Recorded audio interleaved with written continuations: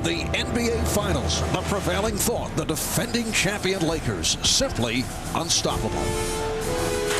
Shaquille O'Neal was not just a man. He was Goliath, too strong and too dominant to be denied. How could anyone knock off this powerful team which had not lost in their previous 19 games? But the league's diminutive MVP, cast in the role of David, answered with a performance befitting a giant. The statement he set out to make was clear. He did not come to the NBA Finals to be swept away. Gone is the Lakers' feeling of invincibility, and with it, the talk of an unbeaten postseason. The Lakers did not just hear the footsteps of the Sixers, they saw them. So the prevailing question heading into Game 2, how will Goliath respond?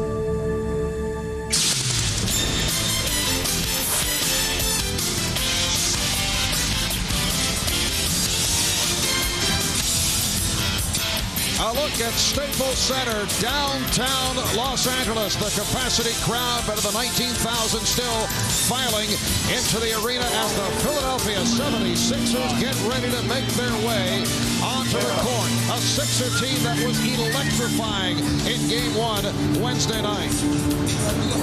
And the Los Angeles Lakers moments away from their most important game of the season. The Lakers feel it is desperation time. They do not want to go to Philadelphia in the improbable position of trailing 2-0. Hi, everybody. I'm Marv Albert along with Doug Collins. And, Doug, as we look back to Game 1 here at Staples on Wednesday night, before the telecast, we discussed the fact that Shaquille O'Neal always looks to dominate in the first games of playoff series. Usually succeeds, but that was not the case in terms of the Sixers being able to hold Shaq. Shaq did what he had to do, but what happened to the rest of the Lakers? Well, a couple things, Mark. First of all, Shaq did dominate. He threw up some brilliant numbers, but he also faltered too. You see 44 and 20, but 12 missed free throws, some critical ones in the fourth quarter and overtime.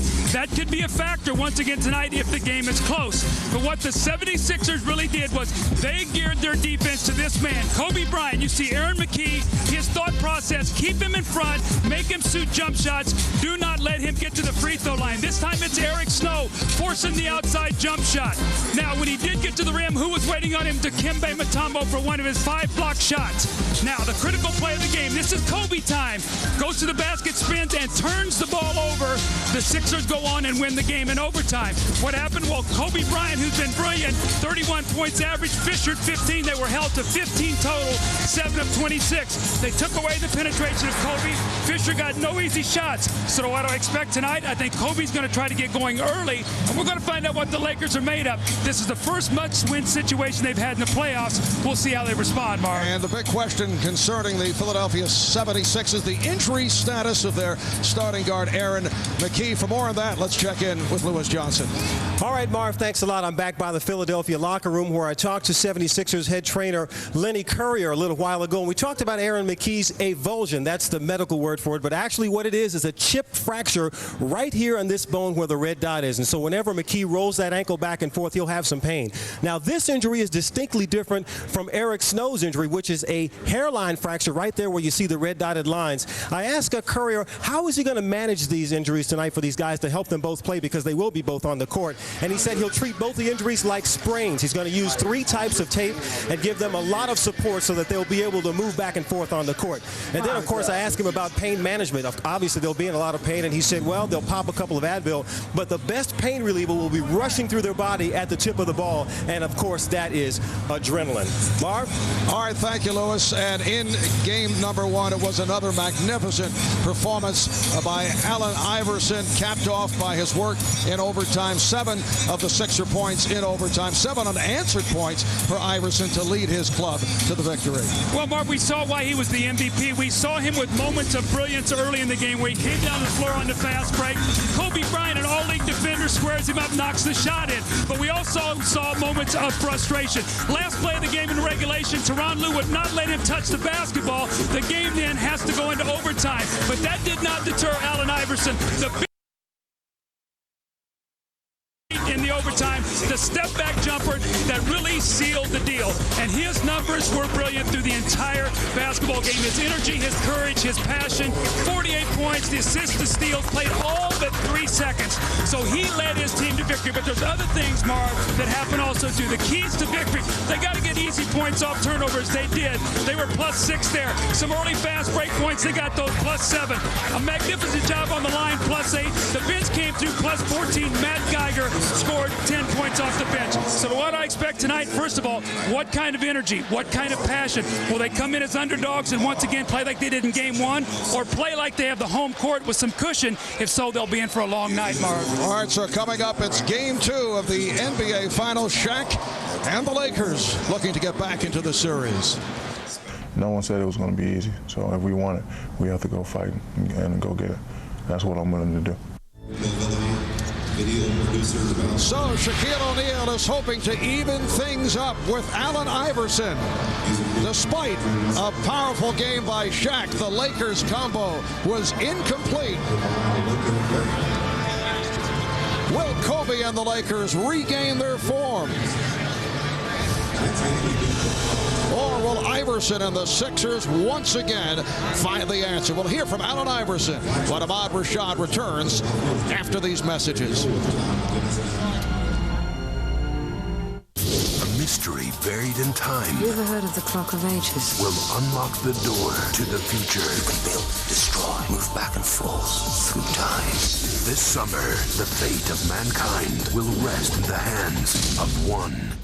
Don't stop. On June 15th, the biggest adventure of the summer begins. Angelina Jolie is Lara Croft, Tomb Raider. Rated PG-13. Starts Friday, June 15th.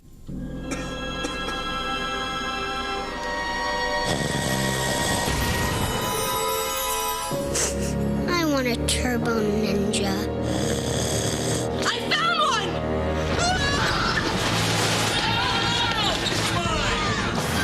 Did you reorder those Turbo Ninjas for Store 47?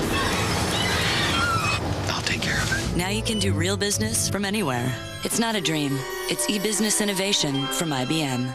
It's easy, also easy. Discover the easy way to get online. Getting started is so easy. Everything I want all in one place. America Online. Welcome. Easy. You've got mail. Goodbye, stamps. It's easy. I use instant messages to talk to my band. Easy.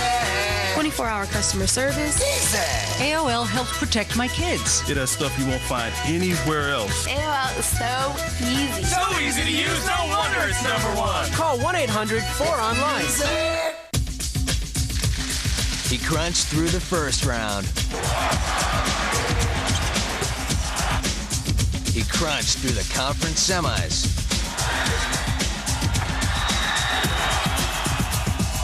He crunched through the Western Finals. And he's still hungry. It's crunch time. Nestle Crunch, the official candy bar of the NBA.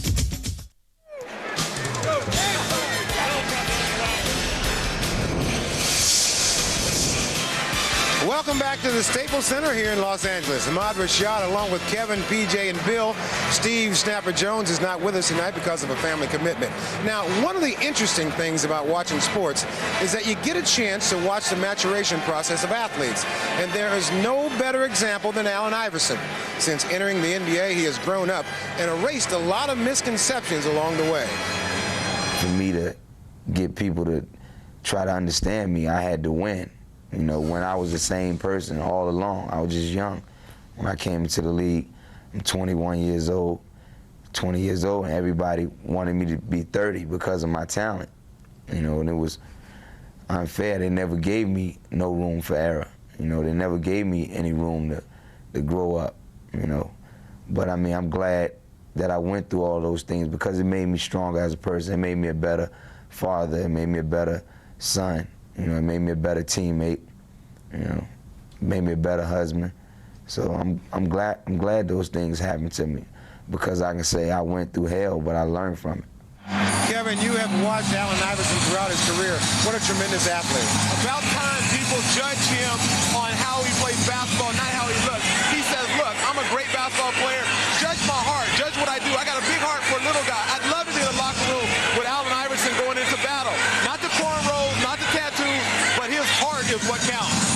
went through all this same stuff 30 years ago.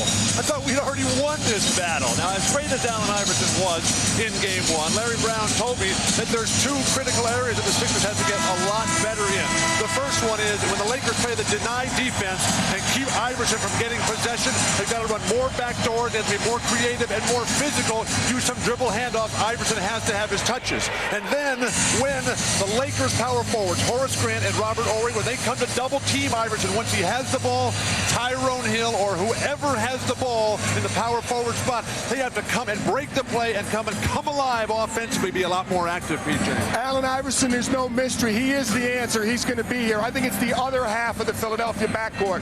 Lewis Johnson gave us the medical report. Aaron McKie's got to be able to play at both ends, defend Kobe Bryant, and he's got to be the second scorer if Philly's going to be successful again. All right. Right now, let's quickly check in with Peter Vesey, who has some coaching news. Peter. Ahmad, news out of Cleveland says that Bob Hill has emerged as the leading candidate for that coaching vacancy. And in Portland, Chuck Daly's name has surfaced as a leading candidate. Apparently, he's expressed interest in the last couple weeks. And if they're looking for a guy who's an expert on crisis management, he is the guy. But the big news, Ahmad, revolves around your guy, Michael Jordan. Isaiah Thomas called me today and told me that he worked out full court with Michael in Chicago. And Antoine Walker was guarding Jordan for most of the afternoon. And Isaiah came away greatly impressed with how he's bulked up. He's in great shape. He says that he continues his training, not just practicing, but the weight training, eating right, stopping the smoking, the drinking, and be the same Michael Jordan. But I'm sure you're not surprised about that, are you, Ahmad? All right, thank you very much, Peter. But Isaiah working out with Michael. Maybe Isaiah's coming back. Who knows? We're closing in on Game 2 of the finals, and to many people's surprise, the Sixers have a one-game lead. But head coach Larry Brown would prefer a different format. I just wish this was the Final Four, and it's one and done. You go home, you have a parade, and everything's finished. If there is to be a parade in Philadelphia, it's still 3 wins away. We'll be back with the tip-off of Game 2 in just a moment.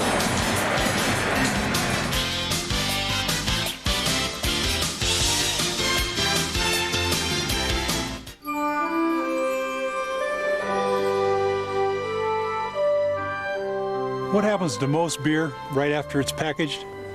It gets heated, often up to 140 degrees. But not at Coors. Our beers are filtered cold, packaged cold, and shipped cold. All beers are not alike. That's no boast, just a cold fact.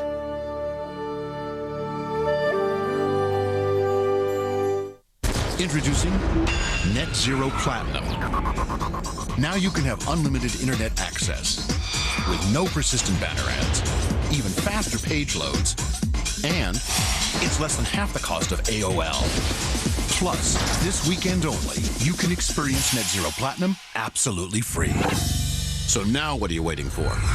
Net Zero Platinum, the ultimate internet. Check out the Platinum Preview Weekend by logging on to NetZero or visit netzero.net. There's a new 270 horsepower beast on the road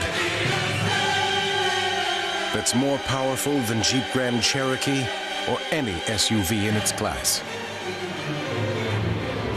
Introducing the powerful and luxurious Bravada by Oldsmobile. Now get a 5-year, 60,000-mile GM protection plan on the 2002 Bravada and every new Oldsmobile.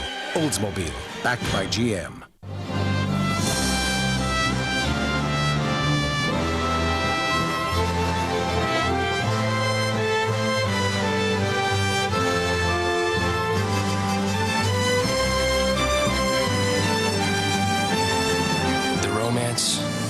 The beauty, the world of Ralph Lauren. A new way to shop, just a click away. Polo.com. The NBA on NBC is brought to you by Oldsmobile and your local Oldsmobile dealers, by the joy of Pepsi, and by Adidas Forever Sport.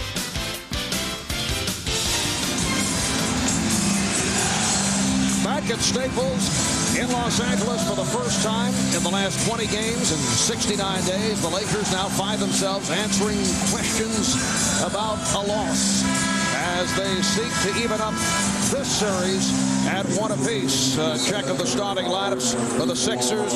Tyrone Hill, Jermaine Jones, Dikembe Mutombo up front, Allen Iverson, Aaron McKie in the backcourt. The Lakers with the usual starting five: Rick Fox, Horace Grant, Shaquille O'Neal on the front line, Kobe Bryant, Derek Fisher in the backcourt. Let's check in with Jim Gray. Jim? All right, thank you very much, Marv. A few moments ago, I spoke to Shaquille O'Neal, and he said there is a reason that no one has ever done it before. You can't win every game. He said the key is now that we've lost is how do we react? He said early in the game, we're going to establish Kobe. We're going to get him going, and he's going to go right after McKie. I asked him what he thought about Phil Jackson saying that possibly the team's psyche had been dented. He said maybe Phil's has been dented. Mine has not. Marv? Shaq using his head coach for motivation. Doug, what's the Laker mindset going into tonight? I think they're going to have tremendous energy, and I think what you're going to see is what we saw in Game 1 against San Antonio. Maybe a lot of screen rolls with Kobe and Shaq, making Mutombo show out, getting Kobe to the basket, or Kobe running down to that post and trying to post up. Aaron McKie is so important to this team. I think they're going to find out early how mobile he really is. The officials, Ernie Fryer, Steve Javie, and Ronnie Nunn. Allen Iverson coming off an extraordinary game here on Wednesday night. And he played nearly the entire 53 minutes of the overtime.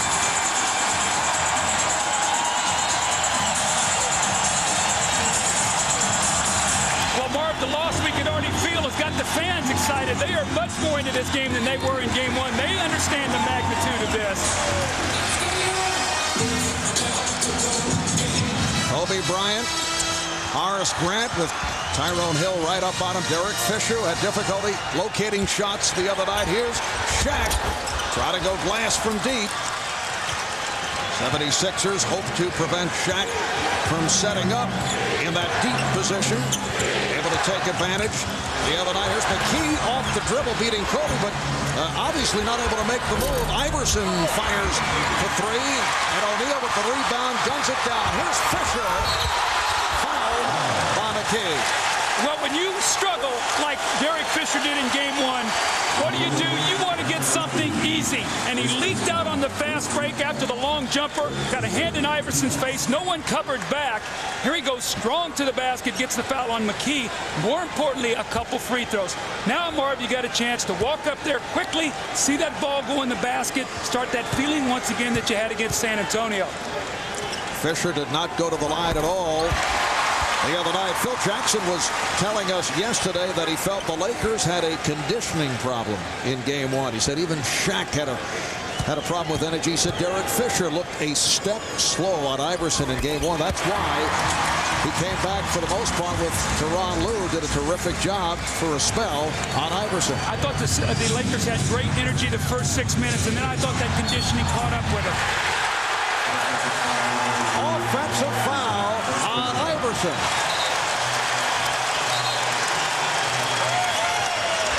Derek Fisher just closes right out on top of him. You see the elbow being thrown out. You're not allowed to create space with that off arm. So Derek Fisher off to a good start. A couple free throws, a nice defensive possession. He's got to be feeling much better, Marv.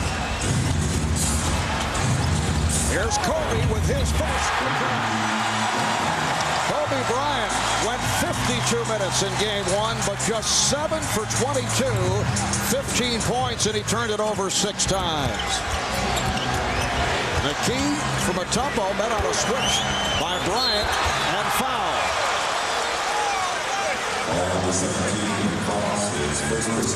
Kobe is so vital to this team. When he hits this outside jump shot, you've got to close on him. Then he can beat you with the penetration. The other night, he could not hit the jumper, so they were able to get a hand in his face.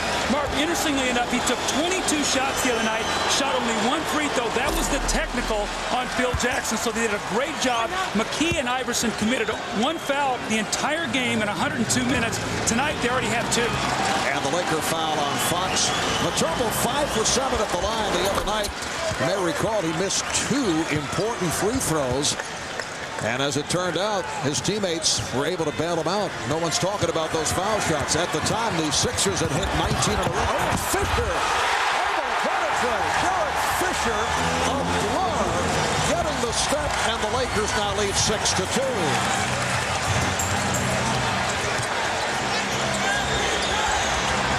Jones coming to the ball. Jermaine Jones. Shaq with the outlet. Bryant, played by Jones. Open shot for Grant. Horace was 3 for 11 in game 1. That was ugly. Oh, that was lucky. That could have been Iverson's second mark. Crowd wanted another offensive foul. McKee takes it strong to the rim. Looks like his foot's okay right now, Marv. I do not see any ill effects of that. We'll have to see as he gets tired what will happen. Earlier, it looked like he did not want to pivot when he had a shot opportunity, gave the ball up. Shaq had it knocked away, but able to regain possession. Here's Kobe.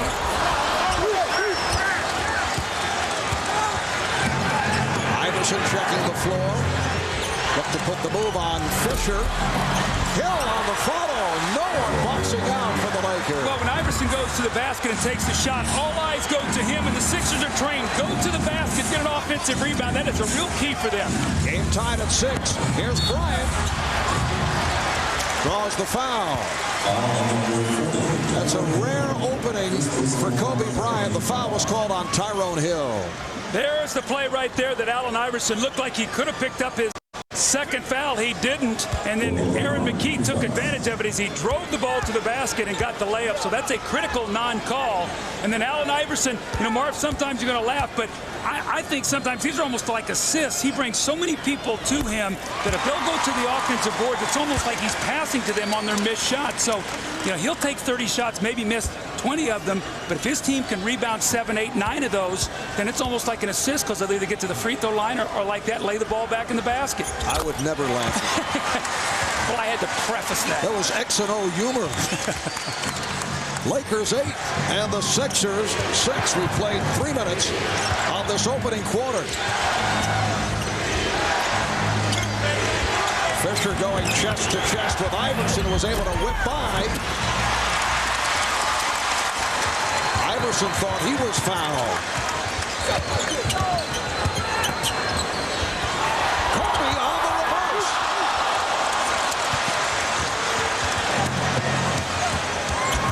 Now McKee setting the offense. Mutombo, how about that? Dikembe Mutombo with the medium range jumper. Now we saw that from Matt Geiger the other night. He hit 5 jumpers. You do not expect that from Dikembe. Good hustle by Jones to get back. And here comes McKee.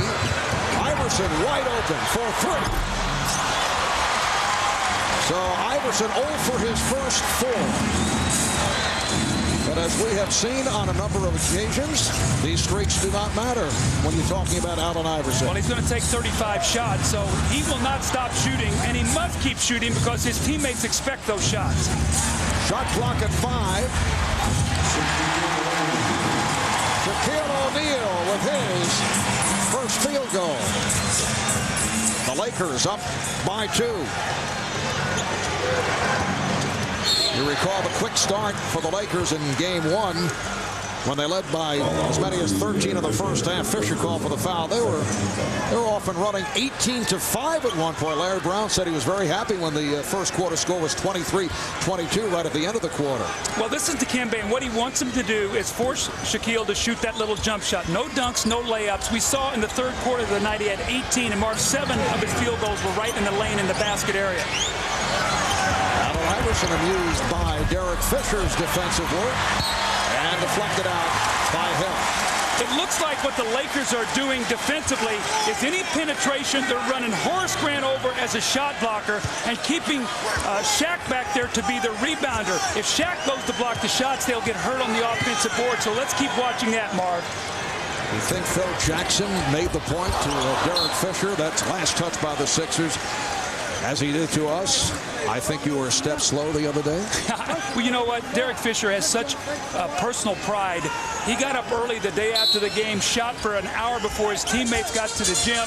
He was here tonight early shooting, and he's got some early results for it. Bryant. Fox. And here's Shaq. Foul is called. Steve Javie with the call on the tumble. He thought it was going the other way. He was applauding the call made by Javie. Mark, what's the end of this play?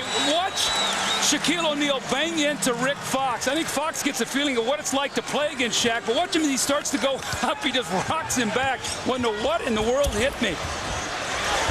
Fox for three. Iverson on the crossover. Oh, that's too good. Game tied at 10. Here's Fox trying to hand it off to O'Neal. Iverson behind the back to set it up for three. Jermaine Jones from downtown. That is when the Sixers can really strike. They will get you in the open court and run, and it's difficult for the Lakers to get to their shooters.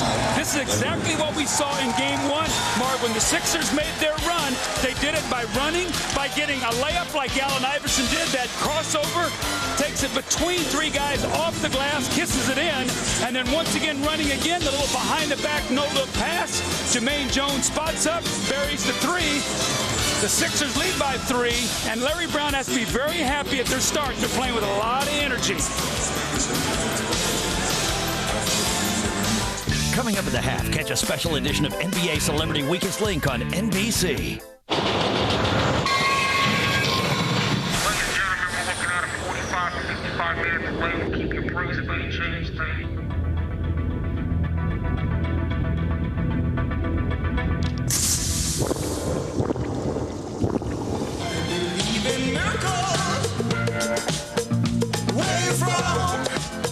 Sexy thing. The joy of Pepsi.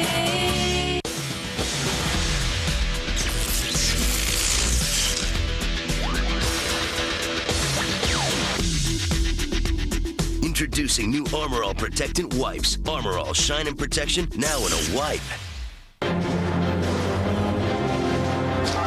OnStar. This is Batman. I need my door unlocked. I'll do it right away.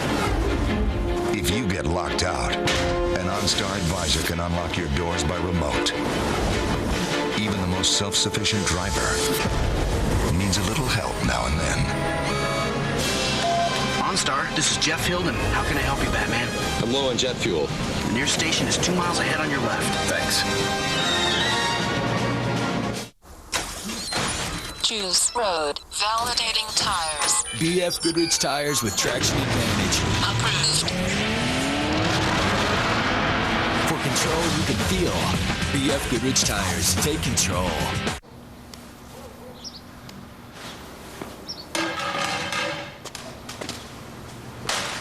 Game 7.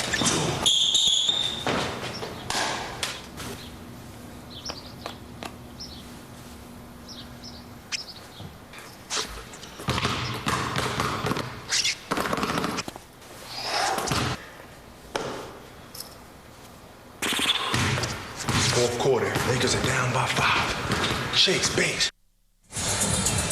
A moment ago, it appeared that Allen Iverson was amused about something involving Derek Fisher's defensive work against him. Well, it looked like he poked him. Yes, he was amused by what he felt was a non-call. Here's the explanation from Steve Javie. If I see the play, I'm going to call it. I didn't see it, all right? Now, if I see it, it goes like that, I'm going to call it on it, all right? I can't see everything, Allen. I've done too much pushing. I think Allen Iverson also shows you, Marv, he's the kind of guy that's really not going to lose his composure. He's going to play with great energy, but he understands the importance of keeping his patience and composure. He talked to Steve Javie. Now he's got to get back to playing, which he normally does. The 76ers with a 13-4 run to take the lead. Last touch by Philadelphia. 11 on the shot clock for Los Angeles.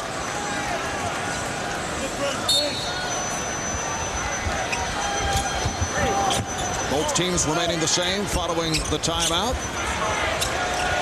Kobe draws the double, so it frees up. Grant rejected by Mutombo. Shaq is fouled, and a good foul by Jermaine Jones. But here's what happens. Kobe goes in the post. They're sending Tyrone Hill down to double team. Here he comes. So now when you got Horace Grant diving, here comes Mutombo to block the shot. But when he leaves Shaquille O'Neal, there is nobody to block him out. So Marv, a double team creates a chain reaction. Mutombo has to go over. Now this man is on the board by himself. Let's see what his free throw looks like this evening. 10 for 22 the other night. And you look at the rest of the club overall, the Lakers 15 for 27, the 12 misses all by Shaq. And for the first time in many weeks, Shaq's work at the foul line is significant, and he is back into the funk that we saw in the first half of the season. Well, they've blown everybody out in the playoffs so much that didn't even become a factor. Well, it did the other night, and it really hurt them. McKee on the foul, stopped by O'Neal. Mutombo blows the stuff, and it will be Laker ball.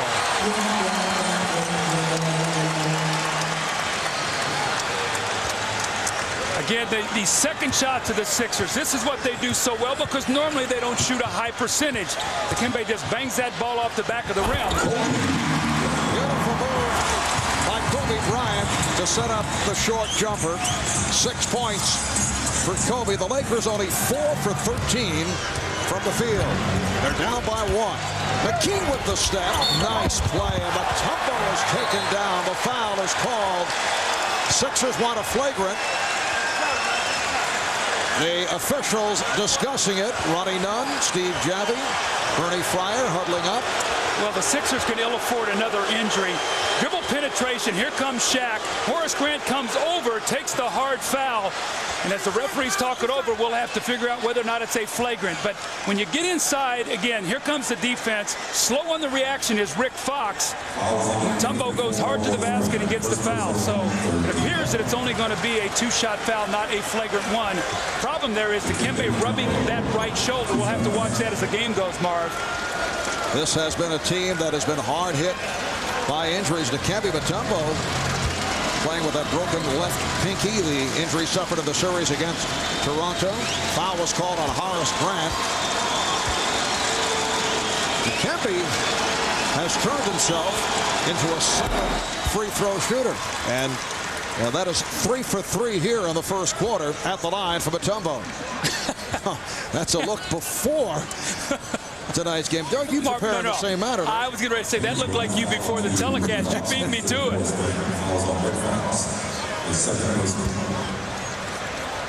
Now a change on that foul call. Rick Fox, rather than Horace Grant, announced on the public address, is picking up the personal.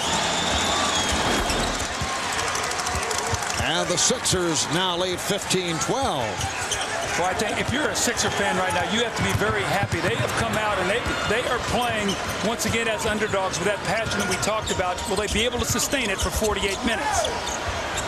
Kobe played well by McKee. Fisher not able to relocate the touch from downtown. He was 15 of 20 from three-point land of the series against San Antonio. The 15 threes, a record, NBA record for a four-game series.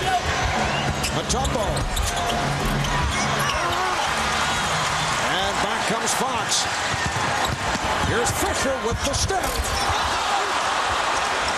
The Lakers continue to struggle. Fox got hit in the head. Served up for Iverson, but off the mark. Rick Fox is hurt. Here's Bryant. Yes. Remember the other night, Rick Fox landed on his head off a collision. He's shaken up again and indicating to the bench that he's all right.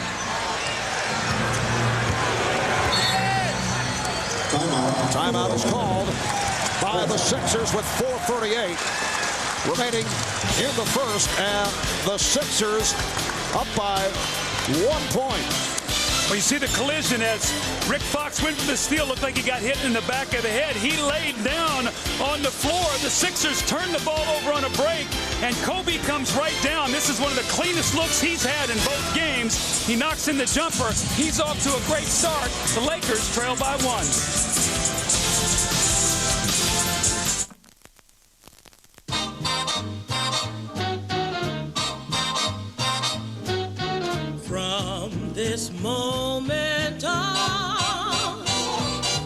You for me. Every American who ever had a dream dreamed of driving a Cadillac.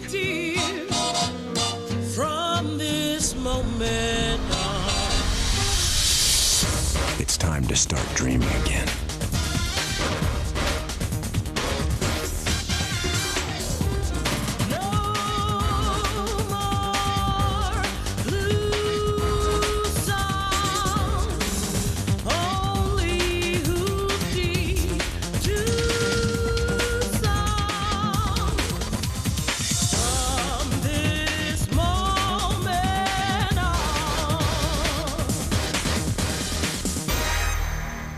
Change things up. Now with our new taste menu, you can always find new and different tastes at McDonald's. Because hey, variety is the smile of life. We love to see you smile. $1 billion. That's how much Oracle saved in 1 year using its own e-business software. How much will you save? Oracle. Software powers the internet. Only one left. Who wants the last Frost Brew Coors Light? Beerman. Beerman. Whoa. Close one. Close. The beer man is going to have to consult the instant replay.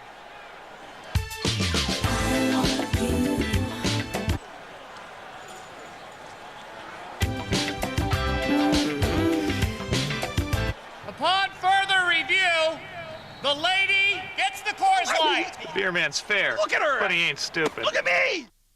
She led the Comets dynasty. Now as coach of the Mercury, Cynthia Cooper faces her former team for the first time. The WNBA on NBC Sunday. Get into the game. Tonight during the game, catch a special NBA Celebrity Edition of Weakest Link. You're not among friends. Evidently not. Every halftime is a huge event. The NBA Finals on NBC. Back in Los Angeles, yes, it's been a rugged start physically for both teams. Lots of bumps and bruises.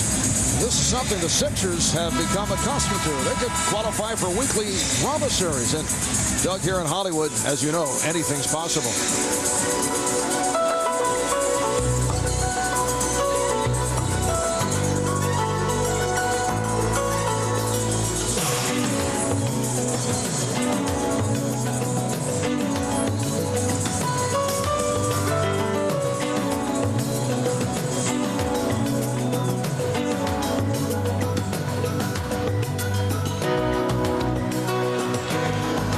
It's reached the point, even Philadelphia's Liberty Bell has a fracture. You have really been working on your material on the day off, haven't you? Sixers by 1. And they add to the lead. Allen Iverson with a second field goal, now 2 for 7. He has 4 points. Philadelphia with a 17-14 advantage. Eric Snow has checked in for the first time, as has Brian Shaw. Here's Fisher. Trying to shoot his way back into it. You know, Marv, I think when Larry Brown took that timeout, he was just trying to calm his team down. They got a little bit scattered on the break, made a couple turnovers. They come out of the timeout, get a nice jump shot. McHugh with following the penetration. Bryant. So Kobe is 4 for 7, 10 points, and the 76er lead is 1. Eric Snow hit the game winner on Wednesday night. I talked about that shot with Eric yesterday. I said, is that something you practice on a regular basis with a runner? He claims he does. Nice entry pass as Shaq is able to get down deep and is fouled by Mutombo. A big part of Philadelphia's defense is their ability to score so they can get their defense set up. Well, anytime you have a block, now what you get is a fast break. It's Kobe coming down the floor, pulling up and hitting the jump shot. And then next time down the floor, a stop once again. Look how deep the post position. You cannot stop Shaq when he gets it that deep. So right now the Lakers combo, that 1-2 punch, really starting to get back in sync after that layoff. Shaq at the line, out of sync, 0 for 3 at the foul line. Mutombo collecting a second foul is replaced by Matt Geiger. who played 14 minutes in game 1, 5 for 7 from the field, 10 points. He did foul out. Matt Geiger, who has certainly heard the criticism concerning series of injuries during the course of the season. Shaquille hears it from the crowd as hits a free throw. Geiger's minutes have been limited, coming back from a tear of the right quadricep. But a major contributor the other night. Crowd wanted a double dribble called on Iverson. That shot deflected short, and a loose ball foul against the 76ers. It's on Tyrone Hill. The Sixers are over the foul limit. Well, as the Sixers have gone to their bench, Matt Geiger is in. Now, the other night we know that he really struggled trying to play against Shaq. Shaq had 18 points in the third quarter, a lot of them when Mutombo went out with fouls. Marv, the other night in the game, Mutombo, when he was in the game, they were a plus 14. When he was out, they were a minus 8. When he sits down, their defense really gets hurt. So what does Matt Geiger have to do? He's got to make some of those jump shots to at least try to counteract Shaq somewhat, who's going to try to post him up every time he gets a chance. Well, Shaquille is now 1 for 5 at the line. Todd McCullough now checks in for Tyrone Hill. You can log on to NBCSports.com as Steve Jones looks at the keys to how the Sixers can beat the Lakers again. Plus, Matt Guokas with an in-depth preview of every game of the finals, including his X Factor for each contest. All at NBCSports.com. So Shaquille O'Neal, 1 for 6 from the field. And he is now 3 of his last 14 at the line. I should say 1 for 6 at the line.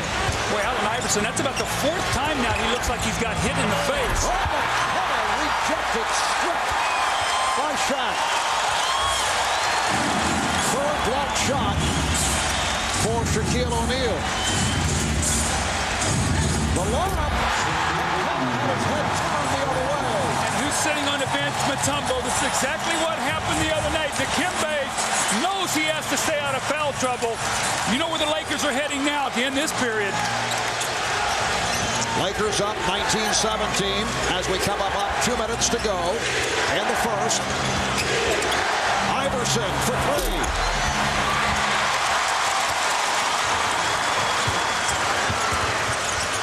Bryant using the pick.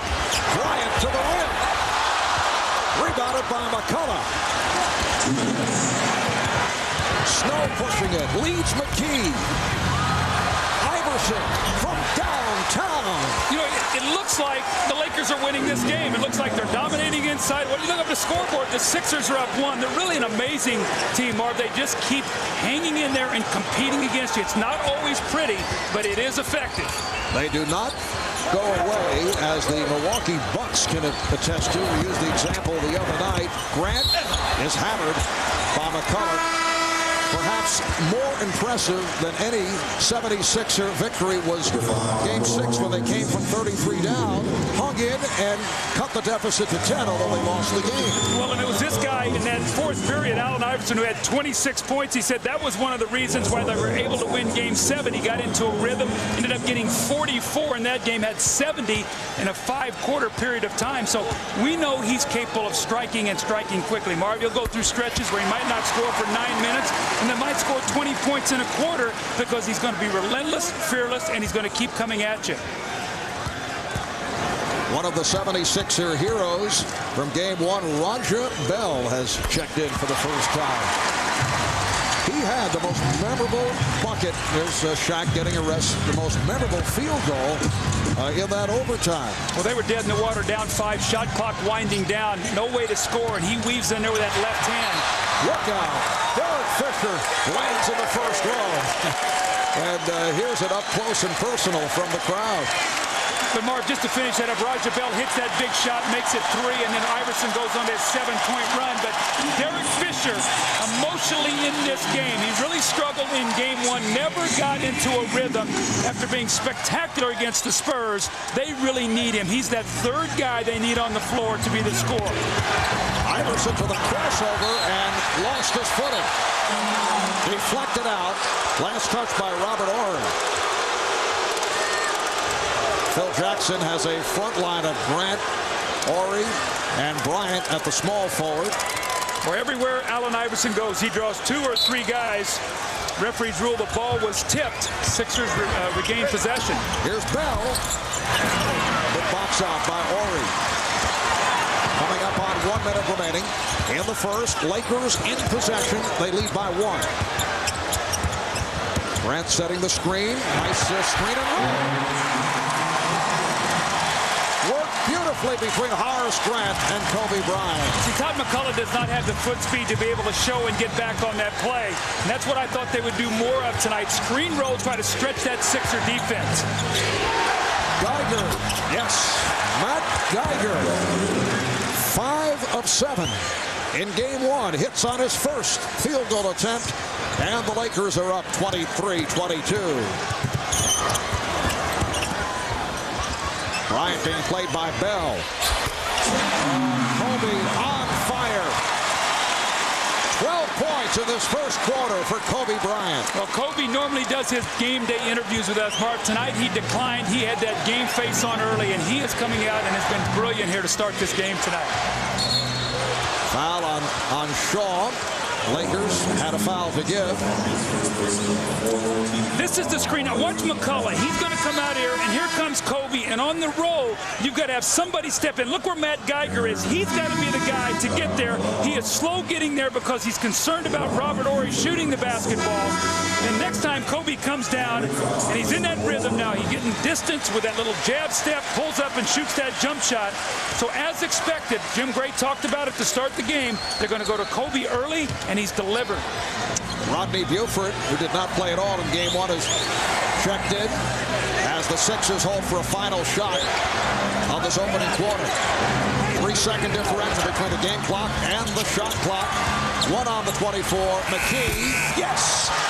Aaron McKee with 3 4/10 seconds to go in the quarter. Now Shaw battles to get it up court. After 1 of game 2 of this NBA final series, it's the Lakers 25 and the Sixers 24. Kobe Bryant 5 for 9 from the field. He has 12 points. Shaquille with 5. Only 1 of 6 at the line. He does have 3 block shots, and Allen Iverson just 3 for 9. Yeah, I'm the ultimate competitor. GOAT, G-O-A-T, etc., etc. Light years ahead of ya. They chose me instead of ya. Corny cats is better to give praise to the greatest. Silence all challengers. LL ambidextrous. Switch the left hand on ya. Leave it on the floor. Pure, raw stamina. Whoa, whoa, whoa. I said my game's hardcore. Leave it on the floor. Whoa, whoa, whoa. Hey, hey. I said my game's hardcore. Leave it on the floor. Terminate Lara Croft. She's dangerous. Ooh. Reckless. But always. We can be partners. You might try to kill me. I'm not gonna kill you. I said you'd try. A lady. On June 15th, the biggest adventure of the summer begins. Angelina Jolie, Tomb Raider. Rated PG-13. Starts Friday, June 15th. I'm going to see about a credit card. Oh, but honey. Rejected. Rejected? You have no future. But I just got a great job. Run, little man, run! What kind of bank is this? Take that. Honey, I already got us a Capital One card. 33 million people have chosen Capital One to help build their financial future. What's in your wallet? Through this company's website, there is a customer who buys kung fu films and Civil War documentaries. But today, the customer's package includes music as sung by a large, colorful dinosaur. The website software quietly updates its records to anticipate the next purchase. The software is not perplexed by the inconsistencies in the customer's taste. Always perceptive and never puzzled. Enterprise software from Microsoft. Introducing the Hertz Prestige Collection. Jaguar. Volvo. Lincoln.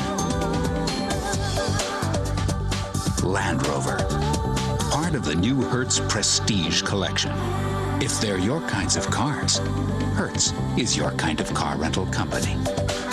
The Hertz Prestige collection.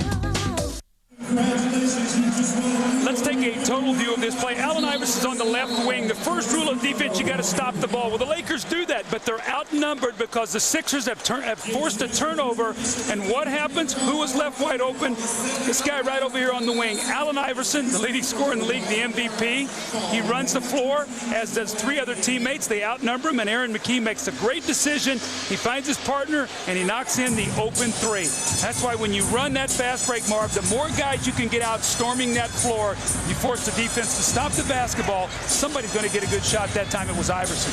Allen Iverson, who yesterday celebrated his 26th birthday, day after his 48 points in 52 minutes, sixth highest scoring game in NBA Finals history. Both teams 9 for 24 from the field in the first quarter. The Lakers up 25-24. And Iverson in the backcourt. Bell up front with McCullough and Geiger. And a foul on the Lakers. It's on Teron Lou, who just checked in. Well, it's Lou now trying to shadow Iverson like he did in Game 1. Allen Iverson said he was holding me in Game 1. Well, that time he was holding him, and he gets called for the personal foul.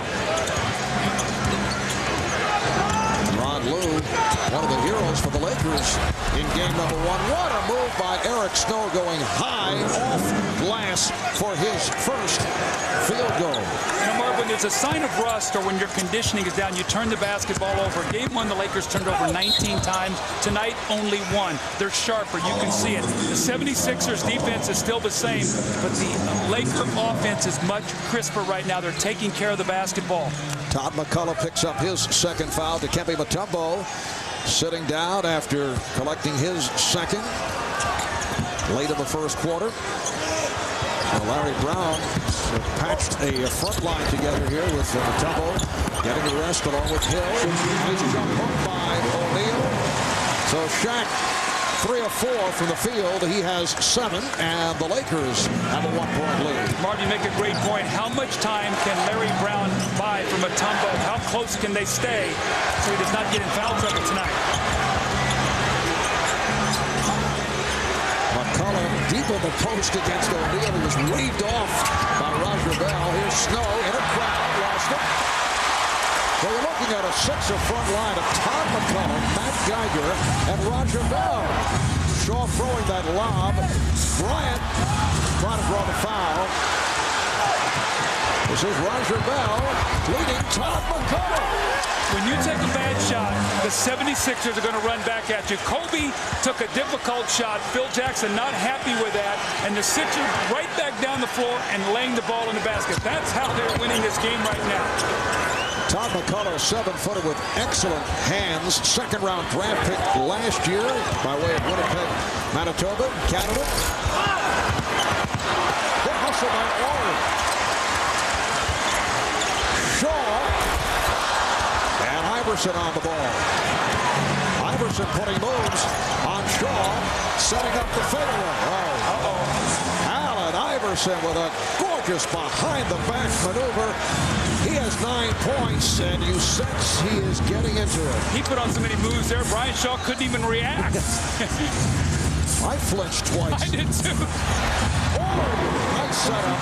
Robert Horry with his first field goal, and the Sixers now lead 30-29. Now McCullough doesn't have the foot speed to stay with Horry. He's been beat on an offensive rebound and a cut. Larry Brown's going to have to keep his eye on that matchup. Here's Geiger.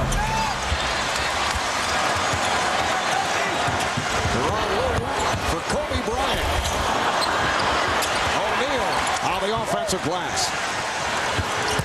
Little ball fake by Shaq.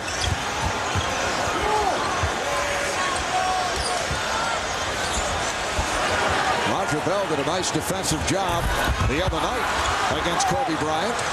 Bell with it. McCullough beats the Lakers down court. You don't have to be fast to run on a fast break. That's 2 from McCullough. You just have to want to be able to run the floor. Sometimes you won't get it, but when you do, you deliver. That's great play by McCullough. And this crowd starting to get impatient. The Lakers are down by 3 after losing game 1 in overtime. And Marv, this is all that series of moves. Brian Shaw said, where is he? Iverson steps back, hits a very difficult shot on the fast break. And then Todd McCullough, probably if you'd run a foot race, he might not be able to beat you or I, Marv, but you know what? Well, he's running the floor, and he's got 2 layups, and as a result, his team leads by 3.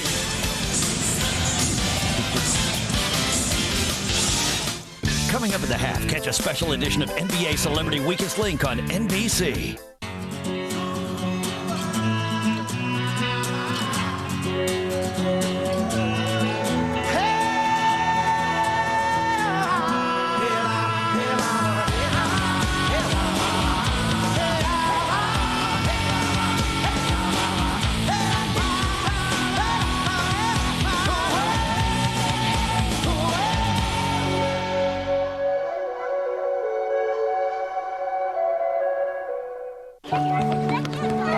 All right, guys, bring it in. Bring it in.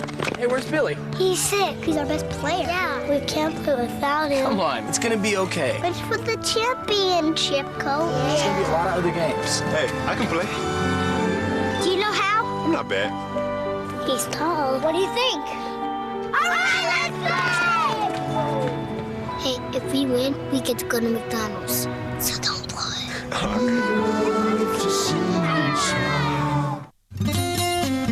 When LA's center was injured, Magic Johnson filled in.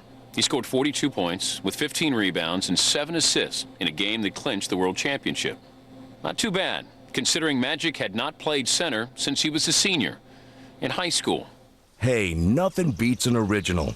Original Coors, brewed with Rocky Mountain water. Original Coors. It's a slam dunk.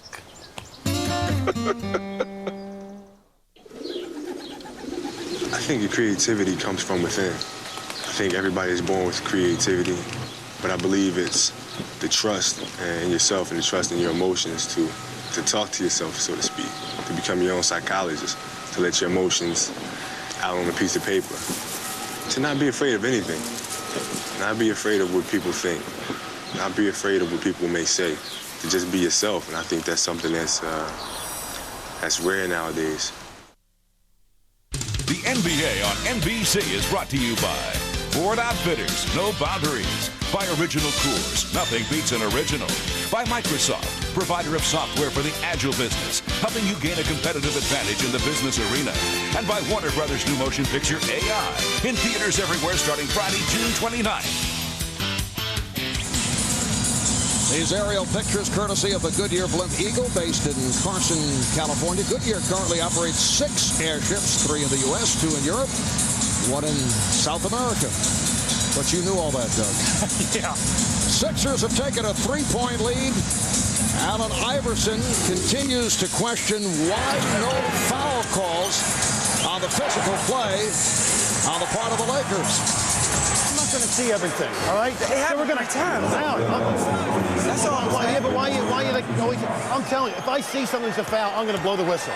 All right? I'm just trying to say, stay into your game. I'll stay into mine. Let's go. I'm into my game, Steve. I'm trying to be into mine too. I want to try to make every call right. I'm not going to be right, unfortunately, 100% of the time. All right, I'm just saying, why smack me in my face? I will. You got it.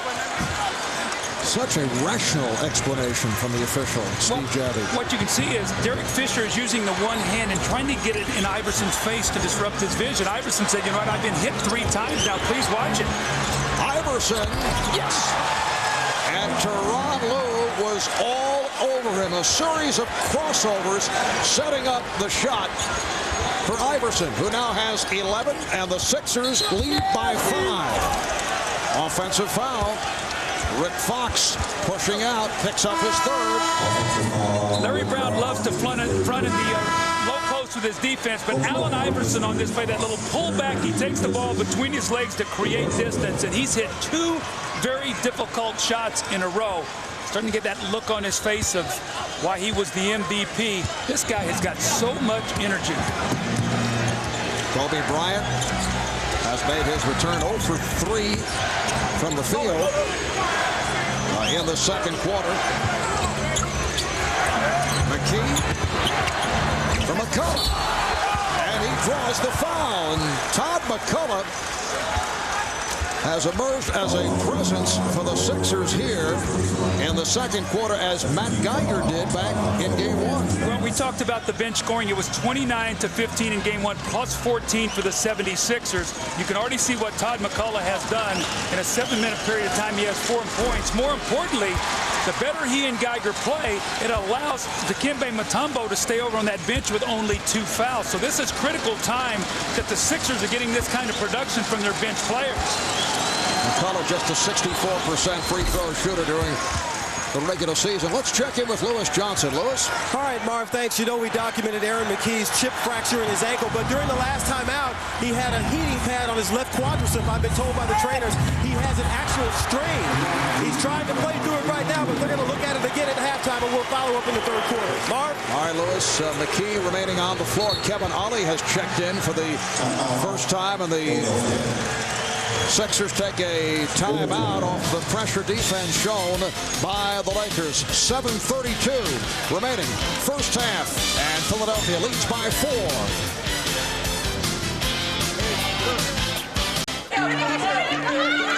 We were 6 weeks from graduation, the 5 of us. Riding home from the concert in the car with no air. And it hit me. It was the best night of my life. And I kind of wished we could all stay on that train forever.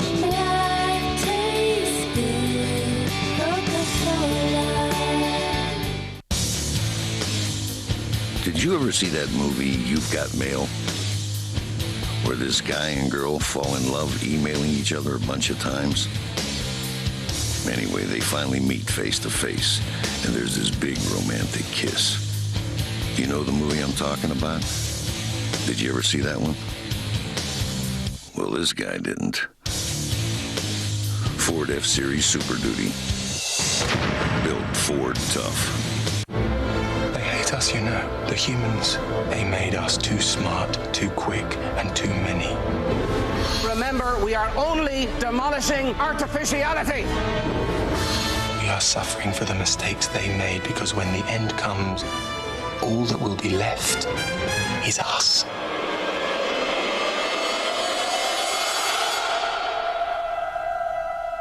This film is not yet rated. Starts June 29th at a theater near you.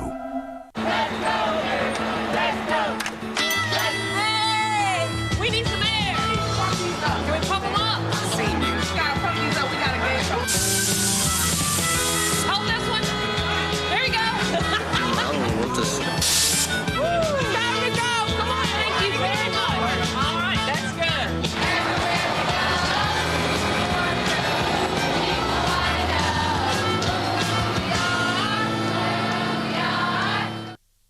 Kentucky Derby winner Monarcos, Preakness winner Point Given. They square off in the conclusion of the Visa Triple Crown, the Belmont Stakes, Saturday at 5 Eastern on NBC. America's Jennifer Capriati. Her incredible comeback continues as she goes for her second straight Grand Slam title. The French Open Women's Final, Saturday, 2 Eastern, NBC. Kobe Bryant has gotten off to an excellent start, but one thing the Lakers don't want him to do is get too anxious and too excited and start forcing shots. You can see on this play, he's got 2 guys playing him, and you take a look, 3 guys out on the perimeter, really only Shaq back in the play. Kobe takes a very difficult shot. His teammates are watching, and this is what Phil Jackson does not want to happen, where he does not want Kobe to take it too much a personal attack to try to beat these 76ers. He ends up on the seat of his pants. They run out and get a layup. And let's check in with Jim Gray for a report on the Lakers. All right, you're exactly right. That's what Phil Jackson told Kobe Bryant. He said, I know you're playing hard, Kobe, but you got to wait for the rest of the guys. You can't play offensively with everybody behind you. Then he told the entire team, hey, guys, don't look at the scoreboard. Relax. Let the game come to you. Quit chasing it. Mark? All right, thanks, Jim. Kobe is 5 for 12 from the field. Brian Shaw just picked up his second foul. Lakers with their third team foul. I think what the Sixers are hoping to do is just stay in touch here with the Lakers. Just keep it close and see if that energy, that emotion will cause them to crack late in the game, knowing this is a must-win game for them, Marv. Here's McKee from downtown. Aaron McKee playing with that chip fracture in his right ankle. 3 of 4 from the field. He has 7 points, and the 76ers with their biggest lead of the night. Horry shooting. Robert Horry with his second field goal. Well, Robert Horry's trying to make up for that offensive foul. He got an overtime, very costly for his team. They were up 5, had the ball, a little over 2 minutes to go, committed the offensive foul. His team got outscored 13-2 from that point, and they lost. A bad play by Horry really cost his team the other night. Geiger with the fake. Here's Ollie. Geiger. McCullough tips it home. How about Tom McCullough? He has 7 points. The Sixers up by 7. 6.5 remaining in the first half, and a foul on Geiger. The 76ers are a terrific offensive rebounding team. The ball goes inside. Ollie takes a tough shot. There is Geiger with 1 tip. The ball slightly off the rim. McCullough tips the ball in. So Todd McCullough getting a rest, as is Geiger. And these guys did a tremendous job. They have gone in, and the Sixers now lead by 7 when Mutombo sitting on the bench with fouls, Marv. Mutombo back along with Hill. Mutombo has the 2 personals. Here's the double on Shaq. Beautiful pass.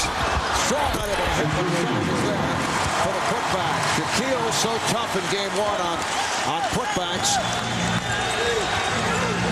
Larry Brown was telling us the other day what a sensational passer Shaq has become out of the post. Well, I think in that triangle offense, he knows where his cutters and his players are. He feels very familiar where the double teams are coming from.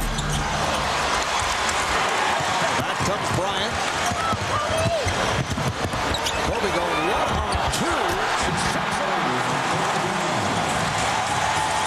So Shaq has 11, and the Sixer lead is now 3. Oh, that's a great play. Kobe brought the entire defense over. When he saw Mutombo, he knew his partner Shaq was going to be wide open. McKee changed his mind as he saw Shaquille. Shot clock at 4. Here's McKee for 3. The box out by O'Neal, keeping Hill away. Great defensive sequence. Lakers scrambling, getting a hand in the face. More importantly, that big defensive rebound. 10 rebounds for Shaquille. Lou actually lost it.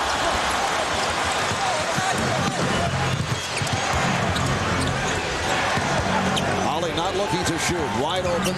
Gives it right back. Iverson. And Iverson is fouled.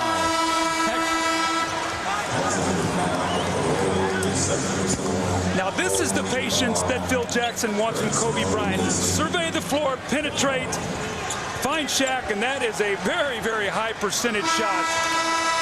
But again, probe the defense, bring everybody to you, then drop off with a beautiful no-look pass and a powerful finish. And the hand you hear now is for Ron Harper coming in for, looks like Tyronn Lue's going to get a break. Harper has been really sidelined almost the entire playoffs with a knee injury. I think Phil wants him to come in and just sort of stabilize his team for a few minutes. Harper did not play at all in game 1. Whoa, Eric Snow way off. Eric Harper played for Larry Brown earlier in his career with the Los Angeles Clippers. Here's Kobe. Shaq. O'Neal with 13 points. 11 rebounds, and the Sixer lead is down to 1. Phil Jackson looking for a steady influence. That's why he wants to benefit Harper out on the court. Harper coming back from the arthroscopic knee surgery. We've already seen Fisher on Iverson, Lou on Iverson, now Kobe.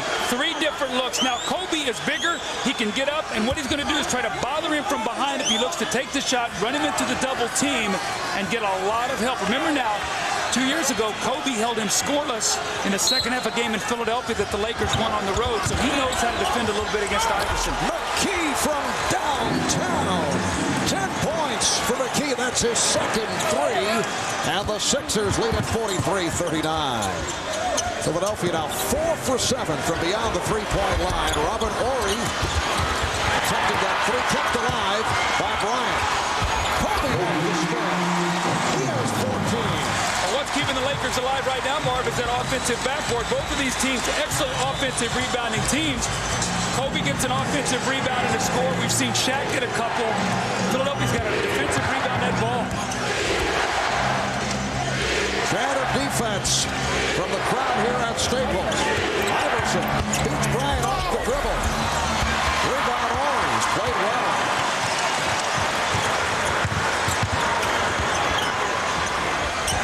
Here's Shaq. 3-second violation is gone.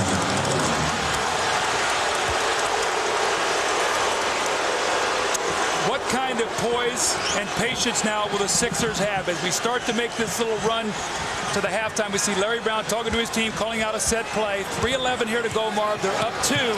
It's a critical time as the Lakers are trying to make a surge here going into half. McKee over Harper. Snatched by O'Neal.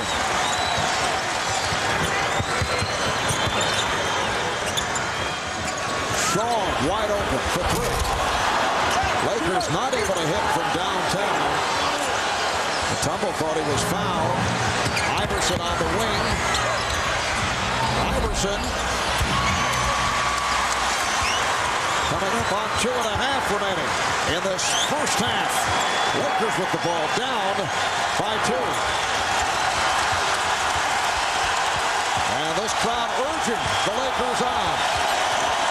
O'Neal. Yes. The game is tied at 43.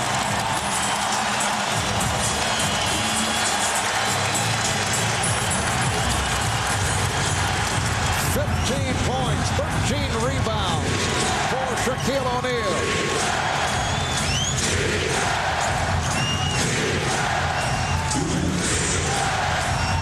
Shot clock at 4. Whoa, a tumble. A line drive, slow motion hook shot. Shaq. So the Lakers have come from behind. They now lead 45-43. Anytime the Sixers miss, Shaq is leaking out as quickly as he can to get down the floor and going right to the front of the rim. That quick, deep pass, and Mutombo can't defend that. Iverson splits his way, gives it back. Snow, yes, and the game is tied at 45.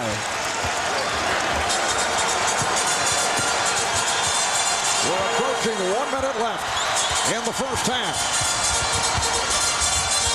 Lakers swing it. Harper for 3. O'Neal had it slapped away.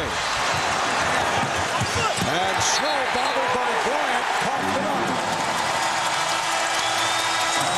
This has been a frenetic pace. Both teams looking to run whenever they can. Missed shots, offensive rebounds, passion and energy, and we're tied.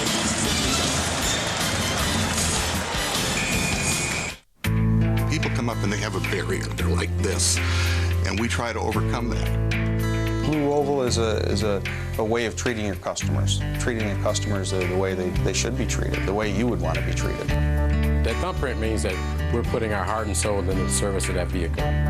It's a symbol to show the customer that we've done everything in our power to make sure that their stay at the dealership was the best it could be.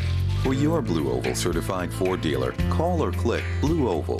On June 22nd, there's nothing more addictive than speed. You have to be willing to risk everything. Give me your hand! The Fast and the Furious, rated PG-13. Finishing, chin up. Good, that was good.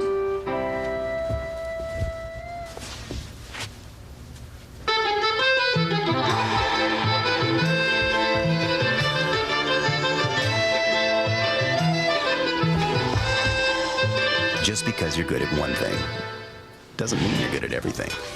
Don't manage your website alone. Let us help. Digex. Hey, Dad, what's that? That's a pink flamingo. What's that? Bullfrog. What's that? That, son, is a Chevy Monte Carlo. If you want to see 700 horses under a hood, spend a day by the lake on the famous Daytona infield, but bring your Visa card, because you won't get in with American Express. Isn't nature great? Visa, it's everywhere you want to be. The ballpark, the last bastion of brotherhood. A world where strangers pass each other's food, drink, and hard-earned cash. Where a simple beer man hands off a frost-brewed Coors Light, trusting not a drop of Rocky Mountain refreshment is lost along the journey. Hand to hand, man to man, until it reaches its rightful owner. Hey, beer man, where's the rest of my Coors Light? Fellas, have you no shame? Ahmad Rashad in Los Angeles coming up on Net Zero at the half. We'll have first half insights from Kevin Johnson and PJ Carlesimo.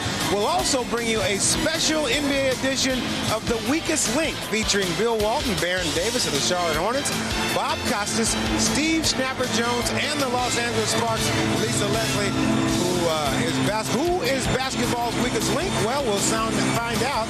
But for now, let's go back to Marvin Doug, who have to be a couple of hot links. There were some tense moments before and after the taping of that weakest link segment. A moment ago, the 76ers were called on the turnover. Let's take another look. Looks to be off Kobe Bryant. Yeah, and Eric Snow looked over at the official, said it went off Kobe's foot. That's not what was called, so the Lakers will have the basketball a minute to go. And well, you just sense the urgency now in the Lakers has realized these Sixers are not going to go away. And Phil Jackson staying with the veteran Ron Harper. Nice play, Harper with the field goal. Ron Harper's made it back from arthroscopic surgery on his left knee. Missed the final 34 games of the regular season, and so only limited action first 3 rounds of the playoffs. Lakers up by 2. But Harper's in there for his defense against McKee. He was able to slap it away. Geiger on the recovery. Here's Iverson with the shot clock running down. Shaw with the outlet. McKee back for Bryant. When you take long jump shots, the 76ers have got to get back. The Lakers are releasing on the jump shooter. Nobody rotating back. That's the 3rd time we've seen that in the game. The Lakers by 4. A 16-5 run by Los Angeles. Final seconds of the first half. Down to 2. Down to 1. Here's Geiger. Going glass. It will count. Matt Geiger at the horn. Well, a terrific first half of basketball, coming off the improbable overtime win in Game 1 by the Sixers. Matt Geiger able to cap it off as this first half came to a conclusion, and the Lakers lead 49-47. Let's throw it over to Jim Gray. Jim? All right, thank you very much, Marv. 16 points for Kobe Bryant in the first half. Kobe, you guys have not been in a must-win situation in an awful long time. Are you guys sensing the urgency? It feels good. It feels good. It's a humongous challenge. They're so competitive and they play so hard, but it feels good to be tested. Phil Jackson said during one of the timeouts, you guys are not relaxing, you're chasing the game. Is he right? Well, I think there was a certain stretch there where we're overly aggressive. I think our emotions got the best of us, but we're able to settle back in the game and start executing our offense. Kobe, thank you. Good luck in the second half. Thank you. All right, Marv, back to you. Thank you, Jim. Kobe with 16, Shaq 17 points, 13 rebounds. Iverson 5 for 14, 11 points in the first half. Stay tuned for Net Zero at the half. Ahmad coming up with PJ and Kevin. First half analysis, as well as a very special edition of The Weakest Link featuring Bob Costas, Bill Walton. You're watching the NBA Finals on NBC. Voglio attaccare. Guardalo, guardalo. Torna dalla mamma. Non è la tua fidanzata, dai, che è la mia, gioca meglio. Stai giù con le gambe, difendi. Ok, vieni qua, prima lezione. Giù con le gambe e gli stai addosso. Lascialo stare. Basta, è impossibile bloccarlo. Non ti preoccupare, adesso cambiamo le squadre. Va bene, dai. Ok? Ok, adesso la palla è mia. Dove vai? Dammi la palla. Questa è la mia casa.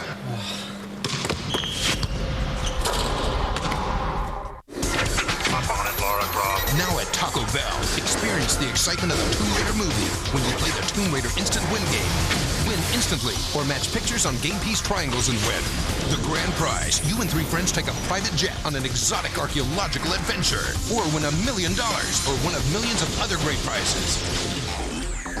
Todd, I won! Tomb Raider. See it in theaters. Play it at the Bell.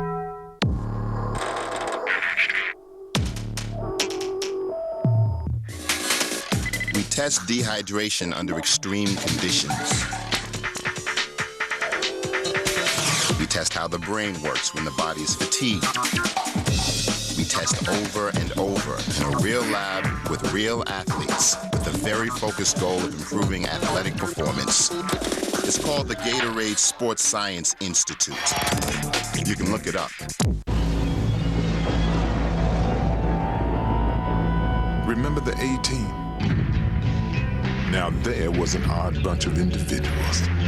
They always had some cockamamie scheme to get out of a jam. It never sounded like it would work, but of course it always did. Week after week, same time, same channel. Those were my boys. The Ford F-150 Super Cruise. Built Ford tough. Every NBC Monday. We call this one the human catapult, the rat pit, the water torture cell. You will be up there. You're gonna jump from the 12th floor. You'll be covered by 24 snakes. 6 young people will compete against their fears and against each other. I think she might start to cry. Fear Factor World Premiere at NBC Monday. If you want, you can come back in. Shut up, Joe!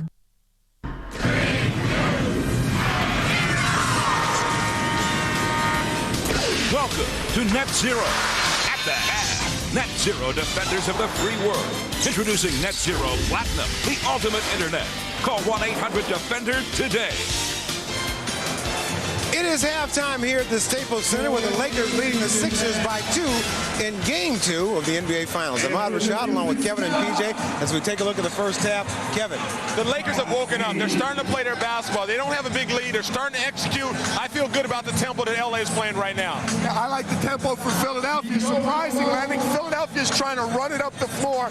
They want to play quickly on offense, but they want to slow the Lakers down. They're going to put the ball in the basket so they can press and slow LA. Philadelphia is losing the battle in the paint. LA is controlling the ball this time. Enter with a fast break. I think that's the LA tempo. What? I like the tempo for LA when they're able to do it. Philly's a strange team. They need to score so they can defend. The thing they have to do is keep LA off the boards. LA's got 9 offensive rebounds. They're dominating inside.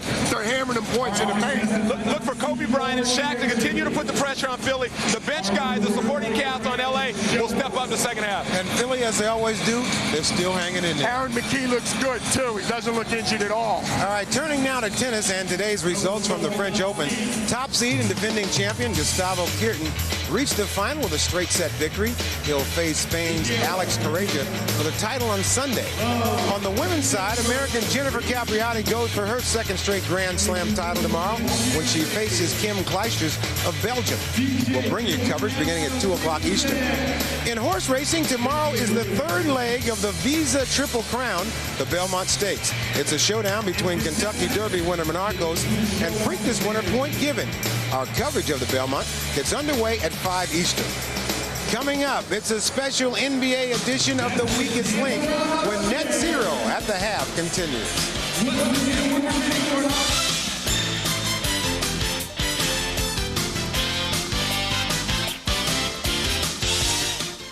Introducing Net Zero Platinum. Now you can have unlimited internet access with no persistent banner ads, even faster page loads, and it's less than half the cost of AOL. Plus, this weekend only, you can experience Net Zero Platinum absolutely free. So now what are you waiting for? Net Zero Platinum, the ultimate internet. Check out the Platinum Preview Weekend by logging on to NetZero or visit netzero.net. How can we help our kids achieve? The answer is an open book. If you open up a book, you can go anywhere in this world you want to go. Whether it's a simple bedtime story, The book I have is called How Do Dinosaurs Say Goodnight? or reading to others, they'll be captivated with every turn of the page. And with a click of a mouse, a computer becomes a portal to the world. So encourage a lifelong love of reading. Read to achieve. Louisiana, see my Louisiana, sing Polly Doodle all day. Oh, a grasshopper sitting on a railroad track, sing Polly Doodle all day. Picking his teeth with a carpet tack, sing Polly Doodle all day. Very well, very well, very well, my fairy fay. For go to Louisiana, see my Louisiana, sing Polly Doodle all day. Now, Sprite.com makes it easier to buy just about anything you want. Under every cap is a free Sprite or Rocket Cash. Online money you can use through Sprite.com. Drink Sprite, get Rocket Cash. Buy what you want. Hey, Peter. How's this? You pay less for every gallon of gas you buy at Exxon and Mobil when you use a small business card. You know American Express. Say you fill up is 30 gallons, you got 7 trucks, you fill them up a couple of times a week. You'd save over $600 a year just by using this card. So why would you pay any other way? Every year, we help small business save real money on gas, shipping, travel, and more. What can we do for your business? Call us at 1-800-SUCCESS. Now, the Inside Schwartz official guide to dating. I love kids. In fact, I have 4 from my first marriage. Too many players on the field. You could kiss me goodnight if you want. Illegal use of tongue. Loss of second date. Inside Schwartz this fall on NBC. It's up. It's good.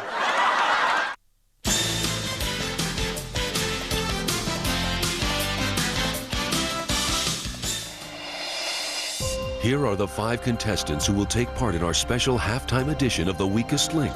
One of them will walk away with up to $500,000 for charity. The others will just go home, as round by round they're voted off as The Weakest Link.